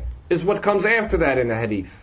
فَوَالَّذِي نَفْسِي بِيَدِهِ إِنْ أَحَدُكُمْ لَيَعْمَلُ بِعَمَلِ أَهْلِ الْجَنَّةِ حَتَّى مَا يَكُونُ بَيْنَهُ وَبَيْنَهَا إِلَّا ذِرَاعٌ فَيَسْبِقُ عَلَيْهِ الْكِتَابُ فَيَعْمَلُ بِعَمَلِ أَهْلِ النَّارِ فَيَدْخُلُهَا. This is the meaning of the ayat, what they are saying, these people in hell. He says, because indeed one of you will do the deeds of the people of paradise until there is only between him and it not but a forearm's length. فَيَسْبُقُ عَلَيْهِ الْكِتَابِ, the writing, the writ that is upon him, the decree, will overcome him. It beats him. It outraces him, is the meaning of it. So he does the deeds of the people of fire, and he enters it. And he said obviously the opposite. A person will do the deeds of the people of hell until he's 4 arms length away from death, and the decree overtakes him. So he does the deeds of the people of paradise, and he enters it. So these people in hell, they say, Galabat alayna shikwatna are that we are shaqiyun, it was decreed that we will be shaqiyun when we were in the wombs of our mothers. Galabat alayna, this has overcome us. This is what the people of hell are saying. Wakunu qawman zalin, and we were people that were astray. Waqala akhuhum Iblis. That hadith is recorded by all six that I mentioned. The wording I read is from Ibn Majah, from Kitab al-Sunnah, his Muqaddimah to his Sunan, in Babun fil Qadr, the chapter on Qadr, which is after the section on Iman. وَقَالَ أَخُهُمْ Iblis لَعْنَةُ and their brother, he's saying the Qadariyah, their brother, Iblis. He said, may Allah's curse be upon him, Rabbi, bima aghwaytani, oh my Lord, by what you have caused me to deviate, by what you have caused me to deviate. He means because of. It means because of what you caused me to deviate, I will cause to deviate all of those except of your chosen slaves, so forth, as the next ayah says, the meaning of it. So this is where Iblis was saying, because you made me one that deviated. That's the meaning of the word. This is the meaning of it here. And this is the meaning of what Sufyaan is saying. He says, the Qadariyah, they don't believe what Allah said. They don't say what Allah says, they don't believe that. They don't say what the angels say, they don't believe that. They don't say what the prophets say, and he mentioned some of them. And they don't believe that. They don't say what the people of paradise say, nor do they even say what the people of hell say. Nor do they even say what their brother Iblis said, oh Allah, because you misled me, caused me to deviate. So this is the belief in the Qadr, khayrihi wa sharrihi. This is what it means. And don't be confused as the confusion that people will have you understand. There is no other way. Allah knew before He created everything where it was going to go. And they are His creatures. It is His stuff. And He does with His stuff as He wills. He is the owner of all of that stuff. He does with that stuff as He wills. The difference between us and Him now is that He knows, and we do not. He knows where you're going, and I do not know where I'm going. And so all I know is what He revealed, what He uncovered of the unseen for me to see. The rest of that He didn't let me know. That's His knowledge. So as the Prophet ﷺ said, a person may do all of it. He may look like he's a saint until he's just about to die, and then he dies on the deeds of the people of the fire, and he goes to the fire. Or the opposite. He looks like all of his life he's a person of the fire. He's going to the fire, he's going to the fire. And what did he say? Don't say that the person is going to the fire unless there's a proof for this. Why? Because he could do the deeds of the people of the fire until he's just about to die. And the decree overtakes him. Because that is where he is going no matter what. Because Allah made him and made him for that place. He made him and He made him for that place. For that place when he came, that womb that he came out of. For that land that he lived in, for all of it, his actions, his lifespan, how long he's going to live, what he's going to live off of in his life, and whether he will be miserable or happy in this life and the hereafter, all of that, Allah decreed that in the very, very beginning, and He had knowledge of that. Or, He didn't know. One or the other. And this is the problem. So Allah is Al-Alim. This is the meaning. He knows everything is the meaning. He's absolute knowledgeable. Knowledgeable about all things. This is why they translate Alim as all-knowing, because the concept it implies. But Alim means knowing, but not just like Alim, like scholar, knowledgeable one. Not like that. No, Alim, and we talked about the different nouns before. Shahid, Shaheed. Alim, Alim. Just like that again. Alim is one that knows, and Alim is much greater than this knowledge. Okay? But Allah's knowledge is without defect. Meaning He knows before everything what it's going to do. He knows what it's going to do. And it is not injustice for Him to hold it to account in the hereafter. Because He also reveals to it while it is in life. And this is something that people cannot understand. And what they have to understand is that they're not expected to understand. Because the one who understands it is Allah. Because He's the one that has knowledge of all of these details. And He did not give that to us. So He can see all the way at the end. But you're like over here, and you don't know what is over here at the end. You can't see over there. You don't know where you're going. But He sees everything. He knows where you're going. But all you know is I got to struggle up here, and I got to struggle over here. And he's telling you, don't go this way. Go that way, the whole way through. He's telling you where to go. So you make a choice in life. And so we have to bring up the issue like, okay, hold on a second. You're telling me that you're going to go there and you don't have a choice. So this means you're coerced to go. No, it doesn't mean that. Just like it doesn't mean I'm coerced to punch you in the face right now. Do I have a choice or not? Right?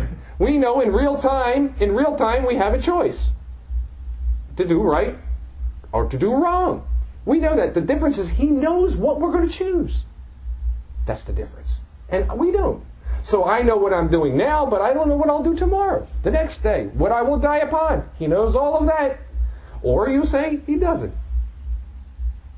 And he doesn't know until you actually bring it into existence yourself by your actions. This is the belief of the Qadariyah.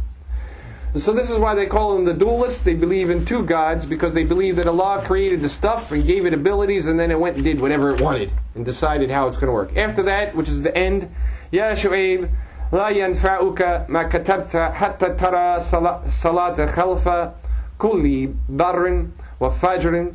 Oh Shu'aib, what you have written will not benefit you until you see, hold the view of performing salah behind every barri wal fajr, every righteous and sinner, wicked person. Well, jihad madiyan ila yawm al-qiyamah, and the jihad continues until the day of resurrection. والصبر تحت لواء السلطان جار adl, and patience under the banner of the sultan, whether he is a tyrant, jara o adala. Now here quickly about this before we go on, everybody's turning the page.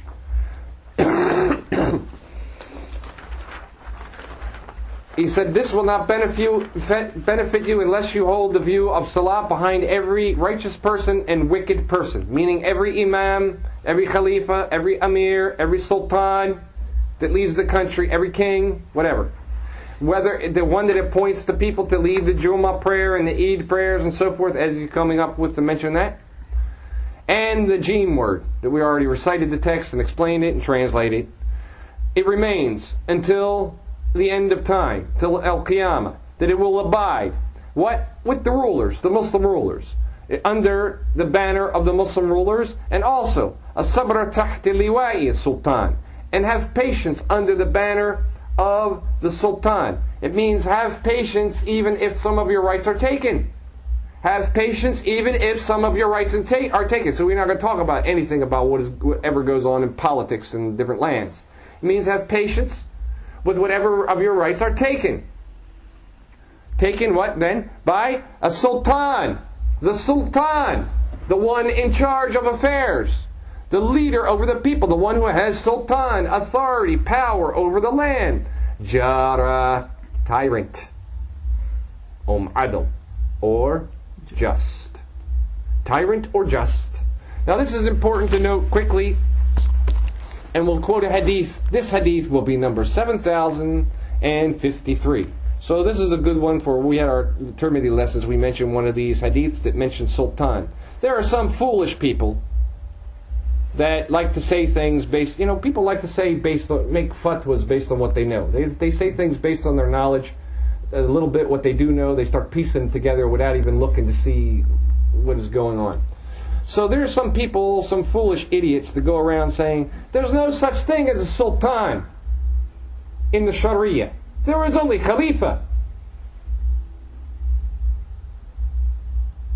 So there are plenty of hadiths that mention sultan. But anyway, here's one of them. This will be number 7053 of this book called Sahih al-Bukhari. So hopefully those foolish people would consider such a hadith authentic. It's in the book Kitab al-Fitan. Kitab al-Fitan. The book of the fitnas. And this hadith is from Ibn Abbas radiallahu anhu. And the Nabi sallallahu alayhi wa sallam قال من كره من أميره شيئا فليصبر فإنه من خرج من السلطان شبرا Matta maytata jahiliya.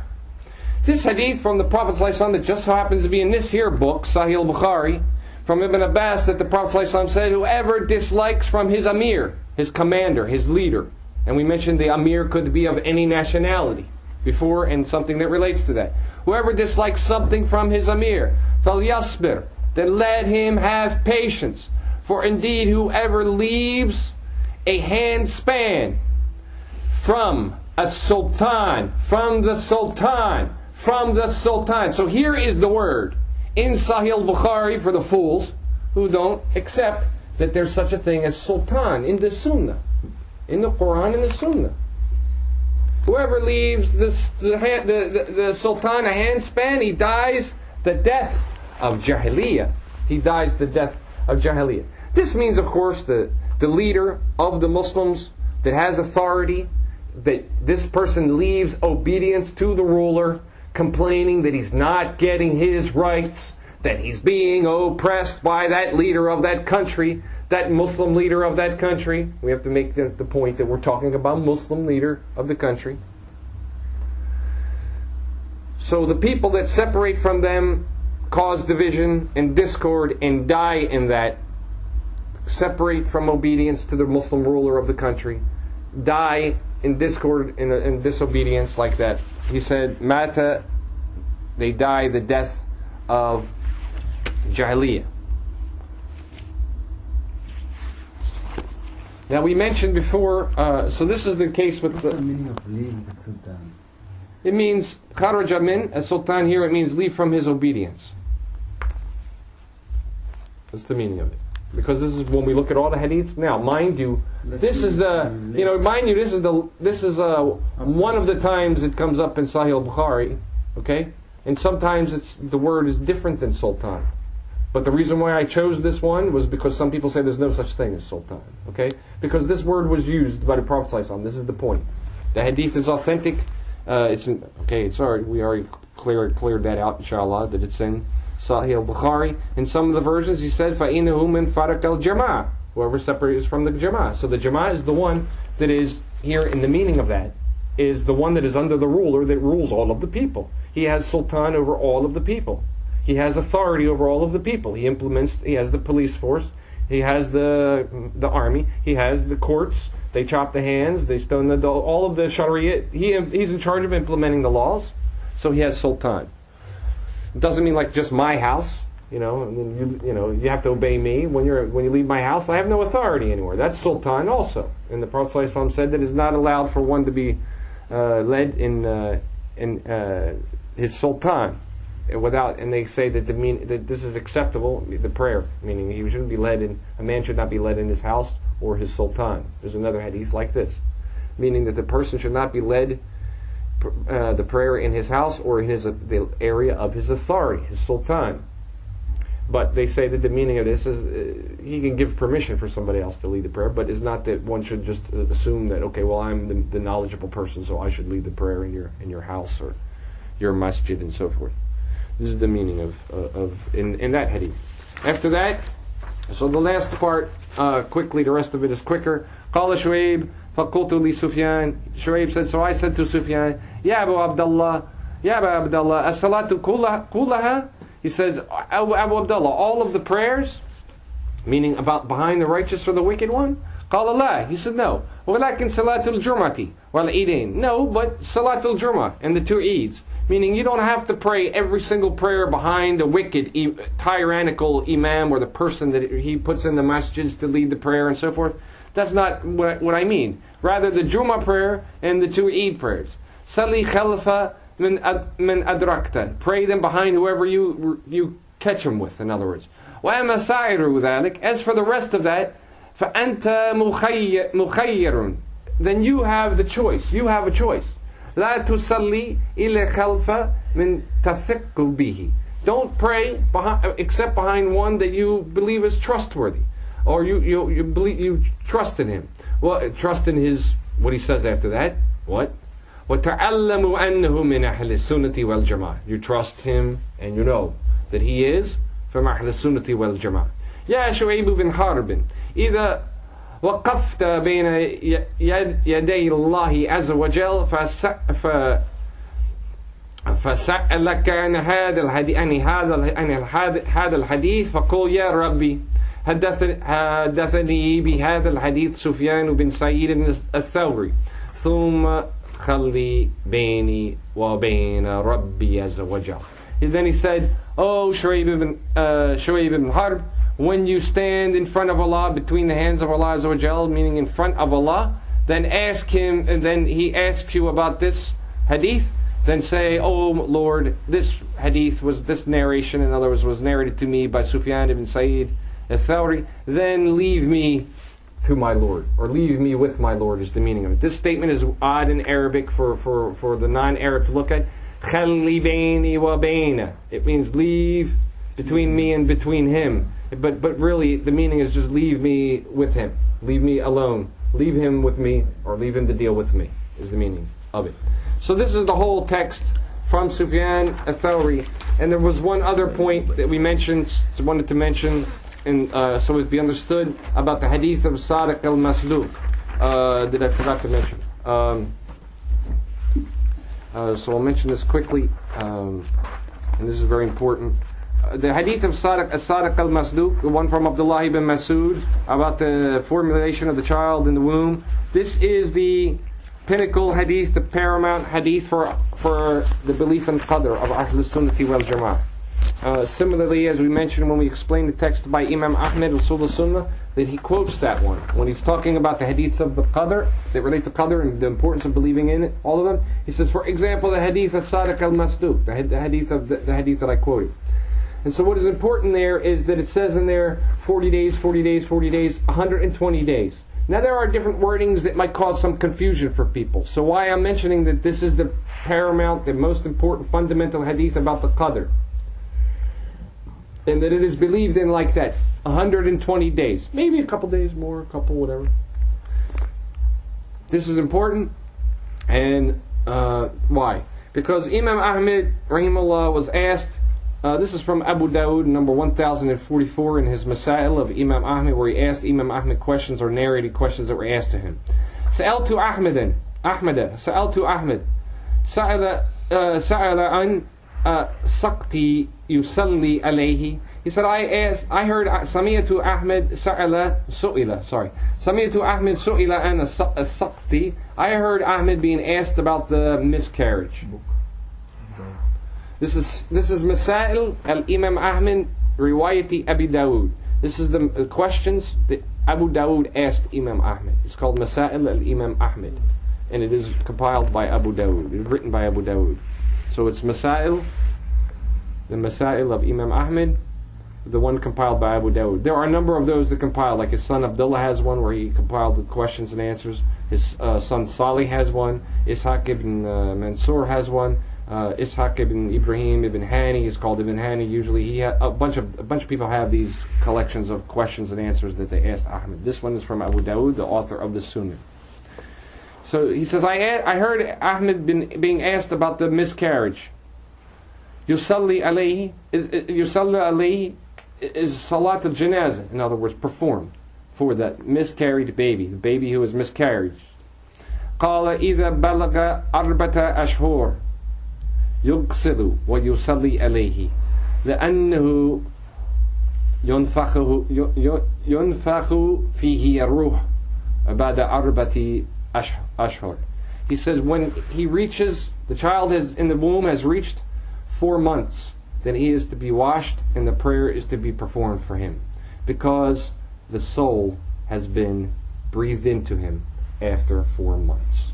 And so we went over the text with Imam Ahmed before. We were going over the lessons with the text of Rasul Sunnah by Imam Ahmed, and that he mentioned this hadith of Sadiq al-Masduq, and I explained that this is the paramount hadith for this topic, the hadith about 40, that is 120 in the end, that is when the soul comes, that this is the one that is relied upon by the Salaf, the relied upon one for the issue of Creed, for the issue of the Qadr, and such to the degree when that this is what the view that Ahmed has, that he derives the fiqh based on that version of the hadith, meaning that what is correct is that it is 140 days, 120 days, 120 days, 4 months, 120 days, 40, 120 days. After that, the soul and the decree is brought to the child. This is part of the related to the understanding and the belief of Ahl Sunnati wal Jama'ah about al-Iman bil Qadr, the belief in the Qadr, the believing in that this decree is written on the child of the womb. And this is why Imam Ahmed gave that fatwa when he was asked about the miscarried child. That is one to perform ghusl, do janazah for the one that was miscarried after 120 days, after 4 months, because this is when the soul is breathed into the child. So if the child has gone to the term of 120 days, then this is when the soul has been put there and the decrees have been given.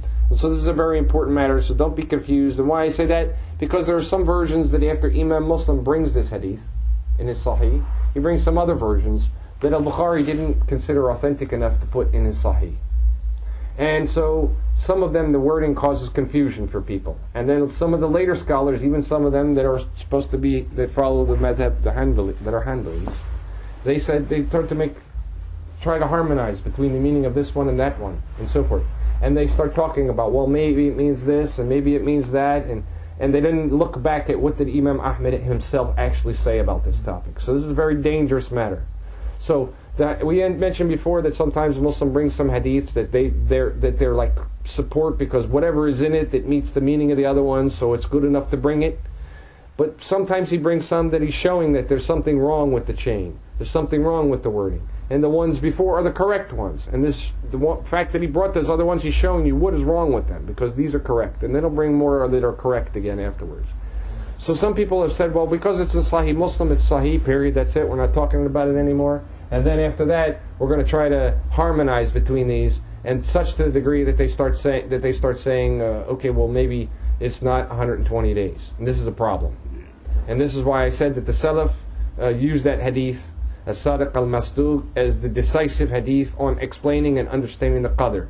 That at that time, this comes to the womb of the mother, to the child, and that the Prophet ﷺ said after that, Wallahi, and by Allah, you need to know that a person, Allah knows where the person is going. And he does his actions all his life, and he does not know what, was put in the womb of his mother. The actions that he's going to do was put in there, but he doesn't know what it is. And he's going to keep acting and searching for it his whole life until he dies upon the vehicle that he's going to. He's going to one place, period. There's no option. And as we said, it doesn't mean that, how horrible is this? Allah is forcing us to go there. Well, He does what He wants with His creatures. I mean, He decided to make you. I mean, He decided to make you and put you in this life and test you. And He decided to make Iblis.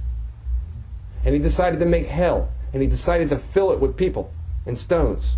So, what is wrong with it? So we can just argue about that then. You want to argue about, well, how unjust is this? Then why did He make Iblis? Why did He make hell then? This is even more important of an argument. No. He made hell to put certain people in there. And He made paradise to put some people in there. Those people that love Him, that do what they do for His sake in this life. And those people that are doing things, for the world and this and that, and they're distracted, He made hell for them. And He knows who's going where, but He made us in a state of we don't know. And then He gave us the revelation to guide us, to show us the way, to say, this is the light, follow the light and follow that way. And then people say, no, I'm not going to, I turn away. So He knows what they were going to do, and at the same time, in the real time, they have a choice. Just like I said, just like I have the choice to, you want to punch at me, I have the choice to move or stand still and get hit. It's not, right now I have a choice. Now after it's in the past, then all we can say is Allah decreed it. That's it. MashaAllah, Qadr Allah, Allah has decreed it. It's in the past now. I don't know. Brother, if you'd only got the right rule, if you only did this or that, then that wouldn't have happened. Okay, hold on. Now this is in the past. Allah decreed that it'd be like that. There's nothing I can do. But right now, I could choose to hit you in the face or not. I could choose to move if you punch me or not. That's the right now. And this is an example that Shaykh Ibn Uthaymeen Rahimahullah gave when talking about it. A person chooses if someone's going to hit him to get out of the way or stand there and get in. Everybody knows that. It's not like they don't have any choice. We have a choice in the real time, but after it's cut, sealed, it's done, we know we don't have a choice anymore because it's over, the action occurred. Similarly, we need to believe that Allah knew before we did it what we were going to do. He knew where we're going. This is a very, very important issue. So that's the end. I know it was longer probably than it was supposed to be. If there are any questions, سبحانك اللهم وبحمدك أشهد أن لا إله إلا أنت أستغفرك وأتوب إليك. Does the qadr change? Well, this is something we cannot say. He knows. You understand? No, I mean, No? is there any proof from the text that it There is one hadith where the Prophet ﷺ said if anything was going to We follow only dua. go back, I don't want to try to translate the word. Anything was going to affect, we'll say, or turn the qadr, it would be dua. If anything was going to, it would be dua. The indication is that Allah is watching you and waiting for you to ask to be guided if you're astray. Allah is watching you and waiting for meaning that He can decide. again it's But the point is that that's still kind of redundant and philosophical when you think about it. Because no matter what it is, you're going to go where He knew in the beginning you were going. You understand? So if we look at it in our time, it might be changed. It doesn't make sense to argue about it. He knew where you're going in the beginning. You understand? You would ask for dua and then this. Right. But like I said, this is like asking what But you have to consider that these are the kind of things that the Prophet ﷺ said not to ask a lot of questions about the qadr. You understand? Because you don't have His knowledge from what you're going to do in the beginning. All you have is what we have in the life, the hearing and seeing that we have, and the knowledge we have, and then we know the rules, and we know that we choose to do right or we choose to do wrong. Sometimes we make a mistake. Okay, we realize that, we repent. But we say, oh, well, Allah forgive me for that mistake. I didn't do it on purpose. It's a mistake.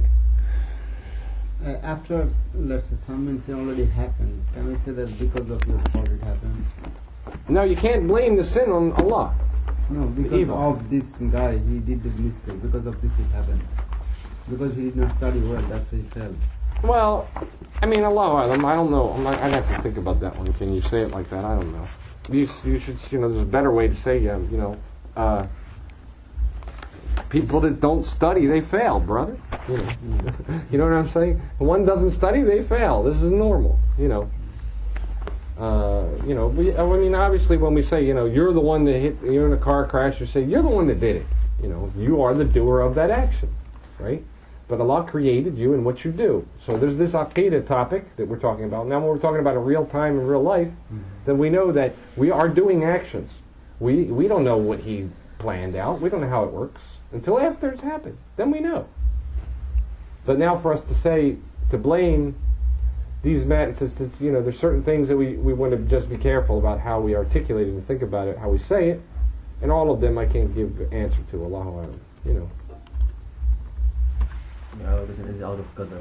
About the socks, the leather socks, does it apply to these normal socks? Can we use that?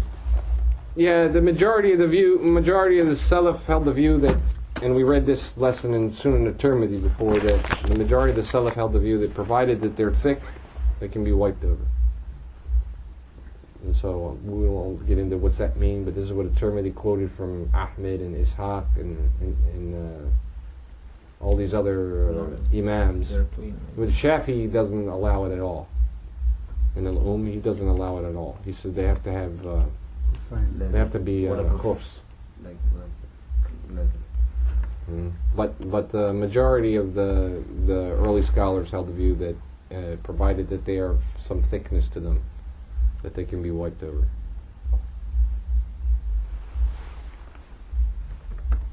Any other questions? You get any terrorizers on there? This is like on Caliphate. Did Rasul say anything before he died on who will be his successor? Well, this one is disagreed about. Question is, did Allah's Messenger say, in other words, appoint somebody to be the Khalifa, right? Or say something about it? This is disagreed about from the generations. It's disagreed about. Because when Omar radiallahu anhu was dying, they said to him, you need to appoint somebody. And we mentioned that he had decided about the shura. He said, let them decide. And he said, if I do it, I have somebody who is a Salaf, preceded me, and if I don't, I have some that will preceded me. And the meaning of that hadith is also authentic, and it's recorded by Ahmed as well. The meaning of that is, he held the view that the Prophet ﷺ did not appoint a Khalifa. Okay? And he said, but Abu Bakr did. Abu Bakr wrote in a letter that Omar was going to be the Khalifa. And it was brought out after he died. So he's saying that I have a precedent either way. I could follow what Abu Bakr did and appoint a Khalifa, or I could not. Because the Prophet ﷺ did, and this is his view. And most people are not aware of this topic, so there's more ways to look at this. Some of the scholars say that Abu Bakr was appointed by the Prophet ﷺ as the Imam of the Muslims because when he was dying, he told tell Abu Bakr to lead the prayer. They said, well, and Aisha said, no, well, he cries, he's weak. Oh, you're just like the women of Yusuf. Don't tell him to lead the prayer. So he insisted that Abu Bakr lead the prayer.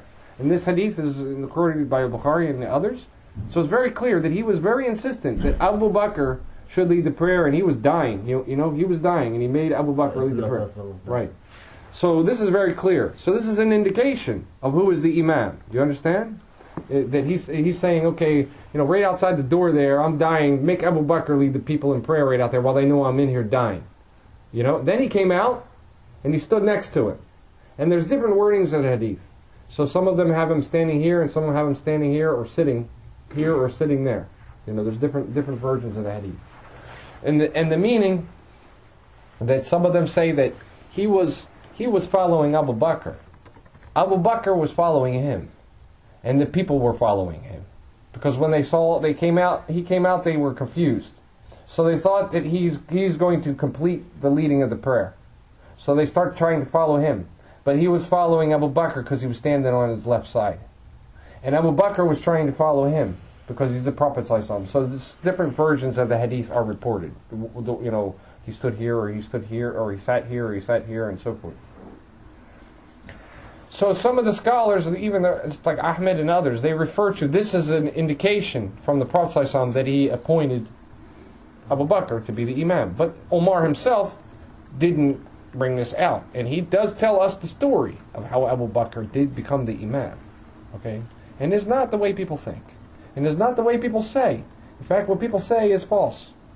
People say, and there was unanimous agreement, and all of the Ummah. And that's not true. Yeah, that's not true at all. So I've heard he asked to be given a piece of paper and write something. Then some people say he's sick right now. He doesn't know what he's speaking about. Yeah, there's that too. There's one like this. I think Shias are most go on to that one. No, that's an authentic hadith. The difference is that they interpret in it that something else, like that he was going to, because this is from Ali and Ibn Abbas, they narrated, and that they said that Omar said that's okay, because like Ibn Abbas said at the end of one of the versions of the hadith, the Prophet ﷺ wanted to write it down, but everybody was arguing. They were arguing in the house, and then he said, "Get out." That's what happened. So he didn't write down what he was going to write down. But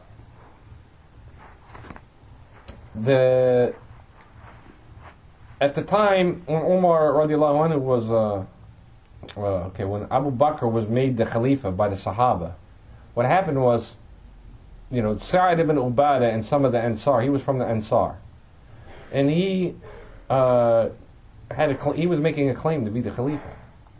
And this is why, the story when first, after the Prophet ﷺ died, they said, the Ansar and the Muhajirun, there shall be a Khalifa from us and one from you. You know that story? Well, this is the real story. The Ansar wanted Sa'd ibn Ubadah wanted to be the Khalifa. And some of them wanted him to be the Khalifa. And then this discussion about the virtue of the Ansar versus the Muhajirun happened. They were having a meeting, one of their houses, Sa'd ibn Ubadah and the other people. Omar said to Abu Bakr, and I guess he got Uthman and some others, I forget, we need to go over there and see what they're doing. And it wasn't like the next day. It wasn't like 2 days later. It wasn't like 3 days later. It was a while later. So then they came and they saw all the people there, and Omar told the story. He said all the people were there. And Sa'ad was there.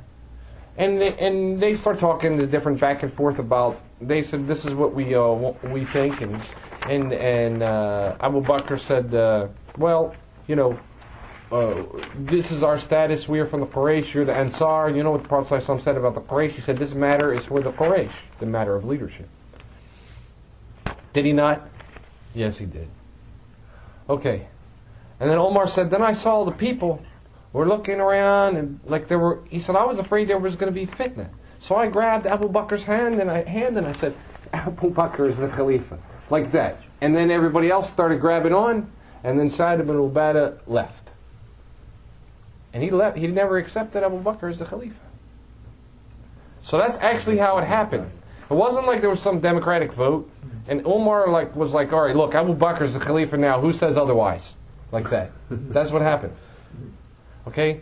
So the point is that we have a proof from him letting Abu Bakr lead the prayer when he was dying, that he wanted him to be the Khalifa. We have a proof in that.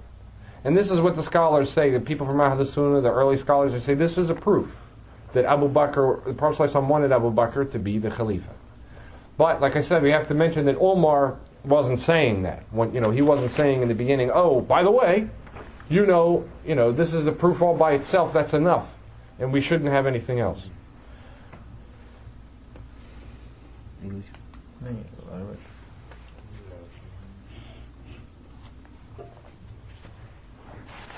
Who's this is? You don't have one? You have one? Yeah. Huh? What'd you say? No questions. Alhamdulillah, good. Okay, then we're done here. Subhanakallahumma wa bihamdika ashhadu an la ilaha illa anta astaghfiruka wa atubu ilayk.